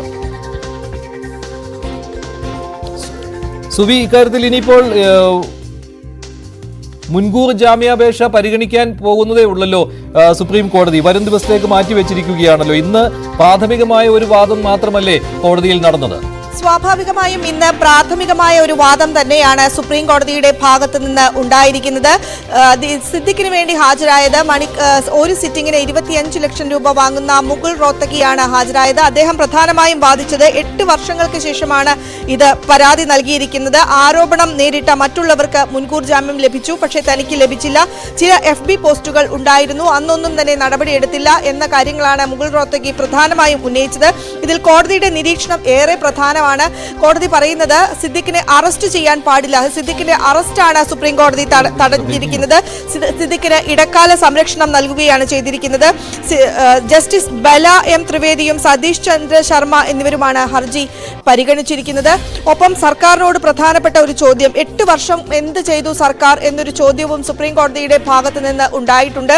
വിചാരണ കോടതിക്ക് കർശന ഉപാധികൾ ഉണ്ടാകും. അത് വിചാരണ കോടതികൾ നിശ്ചയിക്കാം എന്നാണ് നമുക്ക് ലഭിക്കുന്ന വിവരം. സിദ്ദിഖ് അന്വേഷണ സംഘത്തിന് മുന്നിൽ ഹാജരാകണം. ചോദ്യം ചെയ്യൽ നടപടികളോട് പൂർണ്ണമായും സഹകരിക്കണം എന്നും സുപ്രീം കോടതി ചൂണ്ടിക്കാട്ടുകയുണ്ടായി. ഏതായാലും സിദ്ദിഖിന് ആശ്വാസമാകുന്ന ഒരു വിധി പ്രസ്താവം തന്നെയാണ് ഇന്ന് സുപ്രീം കോടതിയുടെ ഭാഗത്തു നിന്ന് ഉണ്ടായിരിക്കുന്നത്. ഒരു ഇടക്കാല സംരക്ഷണമാണ് ലഭിച്ചിരിക്കുന്നത്. വരും ദിവസങ്ങളിൽ ഈ മുൻകൂർ ജാമ്യാപേക്ഷ വീണ്ടും പരിഗണിക്കും എന്നാണ് നമുക്ക് നിലവിലെ ലഭ്യമാകുന്ന വിവരങ്ങൾ അനുസരിച്ച് മനസ്സിലാക്കാൻ സാധിക്കുന്നത്. ഏതായാലും ഇപ്പോൾ സിദ്ദിഖിന് അനുകൂലമായ ഒരു വിധി പ്രസ്താവം കോടതിയുടെ ഭാഗത്തു നിന്ന് ഉണ്ടായിരിക്കുകയാണ്. മഞ്ജുഷ്, ശരി, ഇതാണ് സുപ്രീം കോടതി പറഞ്ഞിരിക്കുന്നത്. അറസ്റ്റ് പാടില്ല, അറസ്റ്റ് തടഞ്ഞിരിക്കുകയാണ്. പക്ഷേ അതേ സമയത്ത് തന്നെ എന്തുകൊണ്ടാണ് ഇങ്ങനെ ഒരു കാലതാമസം ഉണ്ടായിരിക്കുന്നത്? നടിയുടെ പരാതിയിൽ നടി നേരത്തെ തന്നെ ഇക്കാര്യം ഉന്നയിച്ചതാണല്ലോ എന്നുള്ള വിവരവും പറഞ്ഞിട്ടുണ്ട്. അതേപോലെ തന്നെ വൃന്ദ ഗ്രോവറാണ് അതിജീവിതയ്ക്ക് വേണ്ടി കോടതിയിൽ ഹാജരായത്. എന്തുകൊണ്ടാണ് ഈ ഡിലേ, ഈ താമസം ഉണ്ടായിരിക്കുന്നത് എന്നുള്ള കാര്യം അവർ വിശദീകരിക്കുകയും ചെയ്തു. അതോടൊപ്പം തന്നെയാണ് ഹേമ കമ്മിറ്റി റിപ്പോർട്ടും കോടതിക്ക് മുമ്പാകെ ഉന്നയിക്കുകയുണ്ടായി. അഡ്വക്കേറ്റ് വൃന്ദ ഗ്രോവറാണ് ഈ വിഷയം ഉന്നയിച്ചത്. നടിയുടെ അഭിഭാഷകയാണ് ഈ വിവരം ഉന്നയിച്ചത്. പക്ഷേ അതേസമയത്ത് സുപ്രീം കോടതി പറഞ്ഞിട്ടുണ്ട്, this is not the only industry where such things are happening എന്നുള്ള കാര്യം സുപ്രീം കോടതി ഇതിന് മറുപടിയായും നൽകിയിട്ടുണ്ട്. ഇപ്പോൾ അഡ്വക്കേറ്റ് റബി ജോർജ് മാത്യു കൂടി ചേരുകയാണ്. റബി ജോർജ് മാത്യു, എങ്ങനെയാണ് താങ്കൾ ഈ നിർദ്ദേശത്തെ, സുപ്രീം കോടതിയുടെ ഈ നിർദ്ദേശത്തെ കാണുന്നത്? അതായത് ഇതൊരു സാധാരണഗതിയിൽ ആ പറഞ്ഞിരിക്കുന്ന കേസിനകത്ത് ഒരു പ്രൈമാഫേസി പ്രഥമ ദൃഷ്ടിയ കോടതിക്ക് ഇത് കഴമ്പുണ്ടെന്നും അല്ലെങ്കിൽ കൂടുതലായി പരിശീലിക്കേണ്ട സാഹചര്യം ഉണ്ടെന്നും തോന്നുമ്പോഴാണ് കോടതി ഇങ്ങനെയുള്ള ഒരു നോട്ട് ടു അറസ്റ്റ്, കുറച്ച് നാളത്തേക്ക് അറസ്റ്റ് ചെയ്യാൻ പാടില്ല എന്നുള്ള ഒരു ഓർഡർ കൊടുക്കുന്നത്. വളരെ ഗൗരവമുള്ള ഒരു കുറ്റാരോപണമാണ്. എന്നിരുന്നാലും സാധാരണ കോടതി, പ്രത്യേകിച്ച് ഹൈക്കോടതി ജാമ്യം തള്ളിയതാണ്. അതിനുശേഷം ചെല്ലുമ്പോൾ കോടതിക്ക് അതിനകത്ത് കൂടുതൽ പരിശോധന ആവശ്യമുണ്ട് എന്ന് മനസ്സിലായതിന്റെ അടിസ്ഥാനത്തിൽ തന്നെ ആയിരിക്കണം ഇങ്ങനെ ഒരു ഇടക്കാല ആശ്വാസം ആ കുറ്റാരോപിതന് നൽകാനായിട്ടുള്ളത്. അത് കൂടുതൽ ഈ പറഞ്ഞിരിക്കുന്ന പല കാരണങ്ങളുണ്ട്. ഇതിനകത്തുണ്ടായ കാലതാമസം, പിന്നെ ഈ പരാതി വന്നതിന് ശേഷവും ക്രൈം എടുക്കുന്നതിനുള്ള കാലതാമസം, പിന്നെ കേസ് ഡയറിയിൽ നിന്ന് കോടതിക്ക് ബോധ്യപ്പെടുന്ന അല്ലെങ്കിൽ കൂടുതൽ വിശദീകരണം ആവശ്യമുള്ള കാര്യങ്ങൾ, ഇതൊക്കെ പ്രോസിക്യൂഷൻ കൂടുതൽ ശക്തിയായിട്ടും കോടതിയെ കൺവിൻസ് ചെയ്യുന്ന രീതിയിലും വിശദീകരിക്കേണ്ടി വരും. ഇല്ലെങ്കിൽ ഒരു ആനുകൂല്യം, ഒരു സംശയത്തിന്റെ അല്ലെങ്കിൽ കാലതാമസത്തിന്റെ ഒക്കെ ആനുകൂല്യം ഈ കുറ്റാരോപിതന് കിട്ടാനാകും കൂടുതൽ സാധ്യത. അത് മനസ്സിലാക്കി പ്രോസിക്യൂഷൻ പ്രവർത്തിച്ചെങ്കിൽ മാത്രമേ ഈ പറയുന്ന ജാമ്യം കൊടുക്കാതിരിക്കുന്ന ഒരു സാഹചര്യത്തിലേക്ക് പോകാനിടയുള്ളൂ. ഇക്കാര്യത്തിൽ ഇത്തരം കേസുകളിൽ നേരത്തെയും കാണാറുള്ളതാണ്. ഇങ്ങനെ ഒരു മുൻകൂർ ജാമ്യം കിട്ടുകയോ, ഇവിടെ മുൻകൂർ ജാമ്യം കിട്ടിയിട്ടില്ല, പക്ഷെ അറസ്റ്റ് തടയുകയാണ് ഉണ്ടായത്. പിന്നീട് അങ്ങോട്ട് ഈ കേസുമായി മുന്നോട്ട് പോകുവാനായിട്ട് പ്രോസിക്യൂഷന് കുറേയേറെ ബുദ്ധിമുട്ടുകൾ ഉണ്ടാകാറുള്ളതാണല്ലോ.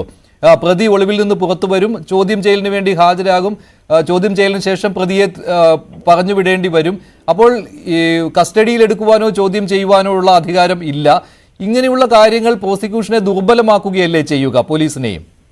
അതൊരു ഇൻവെസ്റ്റിഗേഷൻ സമയത്ത് ഒരു പ്രതിയെ കസ്റ്റഡിയിൽ എടുത്ത് ചെയ്യുന്നതിനുള്ള പോലീസിന്റെ അധികാരത്തെ അത് തീർച്ചയായും, അല്ലെങ്കിൽ അവകാശത്തെ തീർച്ചയായിട്ടും അത് ബാധിക്കും. അത് ഈ ഒരു സംശയത്തിന്റെ ആനുകൂല്യം എപ്പോഴും പ്രതികൾക്ക് നമ്മുടെ ഒരു ക്രിമിനൽ ജൂറിസ്പ്രുഡൻസ് അനുസരിച്ചുണ്ട്. പ്രത്യേകിച്ച് അതിനകത്ത് കാലതാമസം ഒരു വലിയ ഒരു കാരണമാണ്. അത് കൺവിൻസിംഗ് ആയിട്ട് കോടതിയെ ബോധ്യപ്പെടുത്തിയെങ്കിൽ മാത്രമേ, പ്രത്യേകിച്ച് ഇത്രയും ഒരു ദീർഘമായ ഒരു കാലതാമസമുണ്ട്, അത് ബോധ്യപ്പെടുത്തിയെങ്കിൽ മാത്രമേ കോടതിക്ക് ആ രീതിയിൽ ഒരു, കാരണം bail is the rule, jail is the exception എന്നുള്ളതാണ്. അപ്പൊ ആ ജൂറിസ്പ്രുഡൻസിന് വിരുദ്ധമായിട്ട് ഉള്ള ഒരു തീരുമാനം എടുക്കണമെന്നുണ്ടെങ്കിൽ തീർച്ചയായിട്ടും അതിന് കൺവിൻസിംഗ് ആയിട്ടുള്ളത് കൊടുക്കണം. അത് ഒരുപക്ഷെ കോടതി ഈ പറയുന്ന ഇൻവെസ്റ്റിഗേഷന്റെ ഇതിനൊക്കെ ഒരുപക്ഷെ ഒരു പരിധിവരെ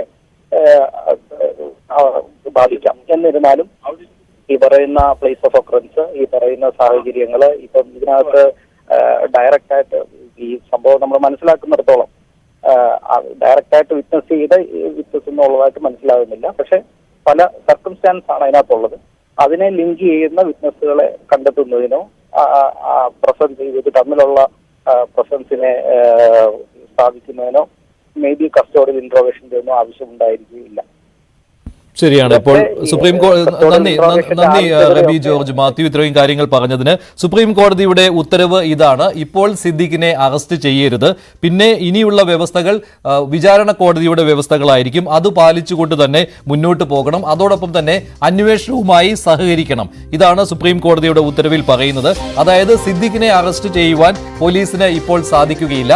അന്വേഷണത്തോട് സിദ്ദിഖ് സഹകരിക്കണം. ഇക്കാര്യത്തിൽ ബന്ധപ്പെട്ട കക്ഷികൾക്ക് നോട്ടീസ് അയച്ചിട്ടുണ്ട്. ഇവർ സുപ്രീം കോടതിക്ക് മറുപടി നൽകണം. ഈ അന്വേഷണത്തിന്റെ പുരോഗതി എന്താണെന്നുള്ള കാര്യം, എന്തുകൊണ്ടാണ് ഇത്രയും കാലതാമസം വന്നത്, പരാതി ഉന്നയിക്കുവാൻ എന്നുള്ള ചോദ്യം ഉന്നയിച്ചിരുന്നു ഒരു വേള സുപ്രീം കോടതി. ഇത് അന്നത്തെ സാഹചര്യം വിശദീകരിച്ചുകൊണ്ടാണ് നടിയുടെ അഭിഭാഷക കോടതിയിൽ വാദിച്ചത്. പക്ഷേ ഇക്കാര്യവും കോടതിയുടെ പരിഗണനയിൽ വന്നിട്ടുണ്ട്. ഈ കാലതാമസം വന്നതും കോടതിയുടെ പരിഗണനയിൽ വന്നിട്ടുണ്ട്. അതുപോലെ തന്നെ സമാനമായ ഒരുപാട് കേസുകൾ, 29 പരാതികൾ ഉണ്ടായിട്ടുണ്ട്. There are 29 cases in the industry and only one against me എന്നാണ് സിദ്ദിഖിന്റെ അഭിഭാഷകനായ മുകുൾ റോഹ്തഗി സുപ്രീം കോടതിയിൽ വാദിച്ചത്.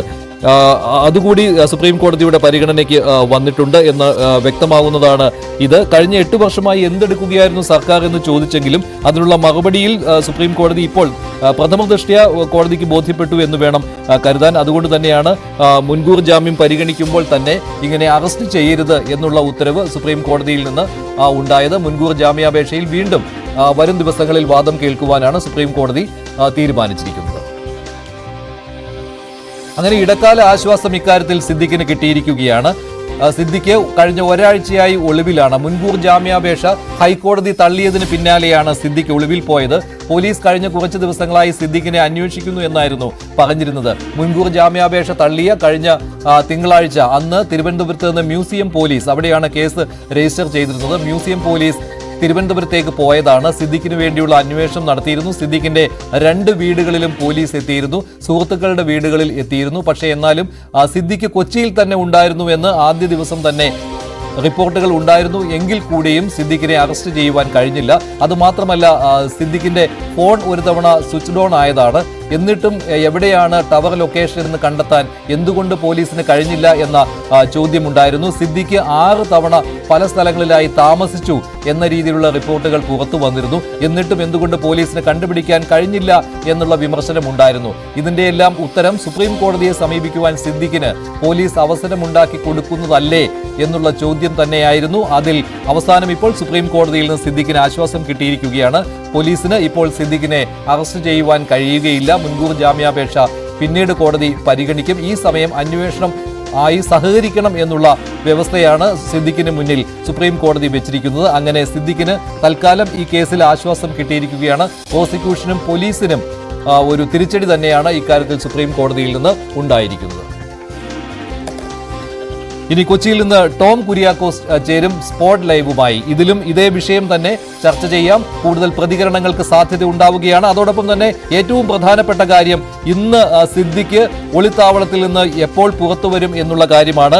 ഇന്ന് തന്നെ അന്വേഷണ സംഘത്തിന് മുന്നിൽ ഹാജരാകേണ്ടി വരുമോ? ഇങ്ങനെയുള്ള ചോദ്യങ്ങളും ഉയരുകയാണ് വരും മണിക്കൂറുകളിൽ. തുടരുക ന്യൂസ് 18-നൊപ്പം സ്പോട്ട് ലൈവ്. ടോം.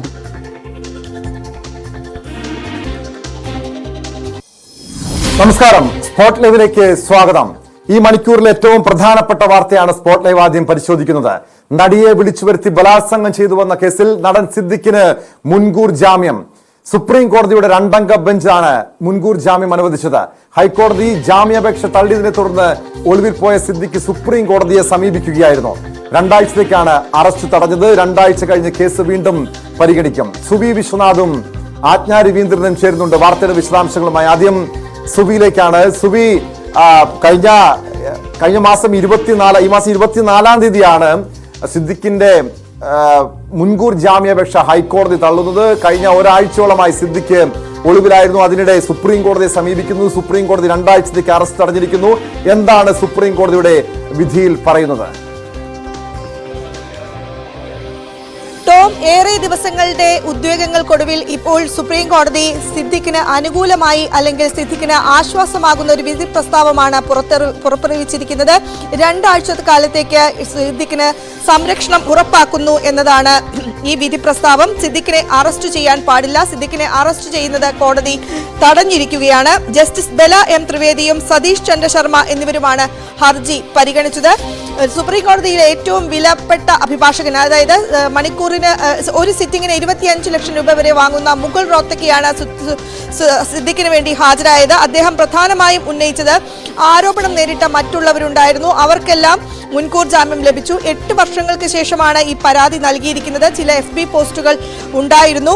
അതിനുശേഷം 8 വർഷത്തിന് ശേഷമാണ് ഈ പരാതി നൽകിയിരിക്കുന്നത്. പ്രധാനമായും ഈ പരാതിയുടെ ഒരു കാലതാമസം, അതിൽ ഊന്നിക്കൊണ്ടുള്ള ഒരു വാദമാണ് സുപ്രീം കോടതിയിൽ സിദ്ദിഖിന്റെ അഭിഭാഷകൻ നടത്തിയത്. നേരത്തെ ഈ പരാതി നൽകിയത് വൈകുന്നതിൽ കാര്യമില്ല എന്ന് ഹൈക്കോടതി പറഞ്ഞിരുന്നുവെങ്കിലും ആ കാര്യം അംഗീകരിക്കാൻ തൽക്കാലം സിദ്ദിഖ് തയ്യാറല്ല. സുപ്രീം കോടതി അംഗീകരിച്ചില്ല. കർശന ഉപാധികൾ ഉണ്ടാകും. ചില വിചാരണ കോടതിക്ക് നിശ്ചയിക്കാം. അന്വേഷണവുമായി സഹകരിക്കണം തുടങ്ങിയ ആ കാര്യങ്ങളാണ്. അതായത് ഈ കാലതാമസം ഈ വർഷങ്ങൾക്ക് മുൻപ് നടന്നൊരു സംഭവമാണ്. അതിപ്പോൾ ഒരു പ്രത്യേക സാഹചര്യത്തിൽ ഇത് പരാതിയുമായി രംഗത്ത് വരുന്നു. ഈ സിദ്ദിഖിന്റെ ജാമ്യാപേക്ഷയിൽ തന്നെ സുപ്രീം കോടതി സമർപ്പിച്ച ജാമ്യാപേക്ഷയിൽ തന്നെ സൂചിപ്പിച്ച കാര്യമുണ്ടായിരുന്നു. താൻ അമ്മയും WCCയും തമ്മിലുള്ള പ്രശ്നങ്ങളുടെ ഇരയാണ് താൻ. ഇതാണ് പ്രധാനമായും സുപ്രീം കോടതി പരിഗണിച്ചത്. അതായത് ഈ കാലതാമസം, ഈ പരാതി നൽകാൻ, ഈ ഇര അതിജീവിത പരാതി നൽകാനുള്ള ഈ കാലതാമസമാണോ സിദ്ദിഖിന് അനുകൂലമായത്? തീർച്ചയായും അങ്ങനെ തന്നെ വേണം നമുക്ക് കരുതാൻ. പരാതി നൽകാനുണ്ടായ കാലതാമസത്തിൽ ഊന്നിയാണ് മുകുൾ റോത്തഗി പ്രധാനമായും വാദം നടത്തിയത്. അതിന് അനുകൂലിക്കുന്ന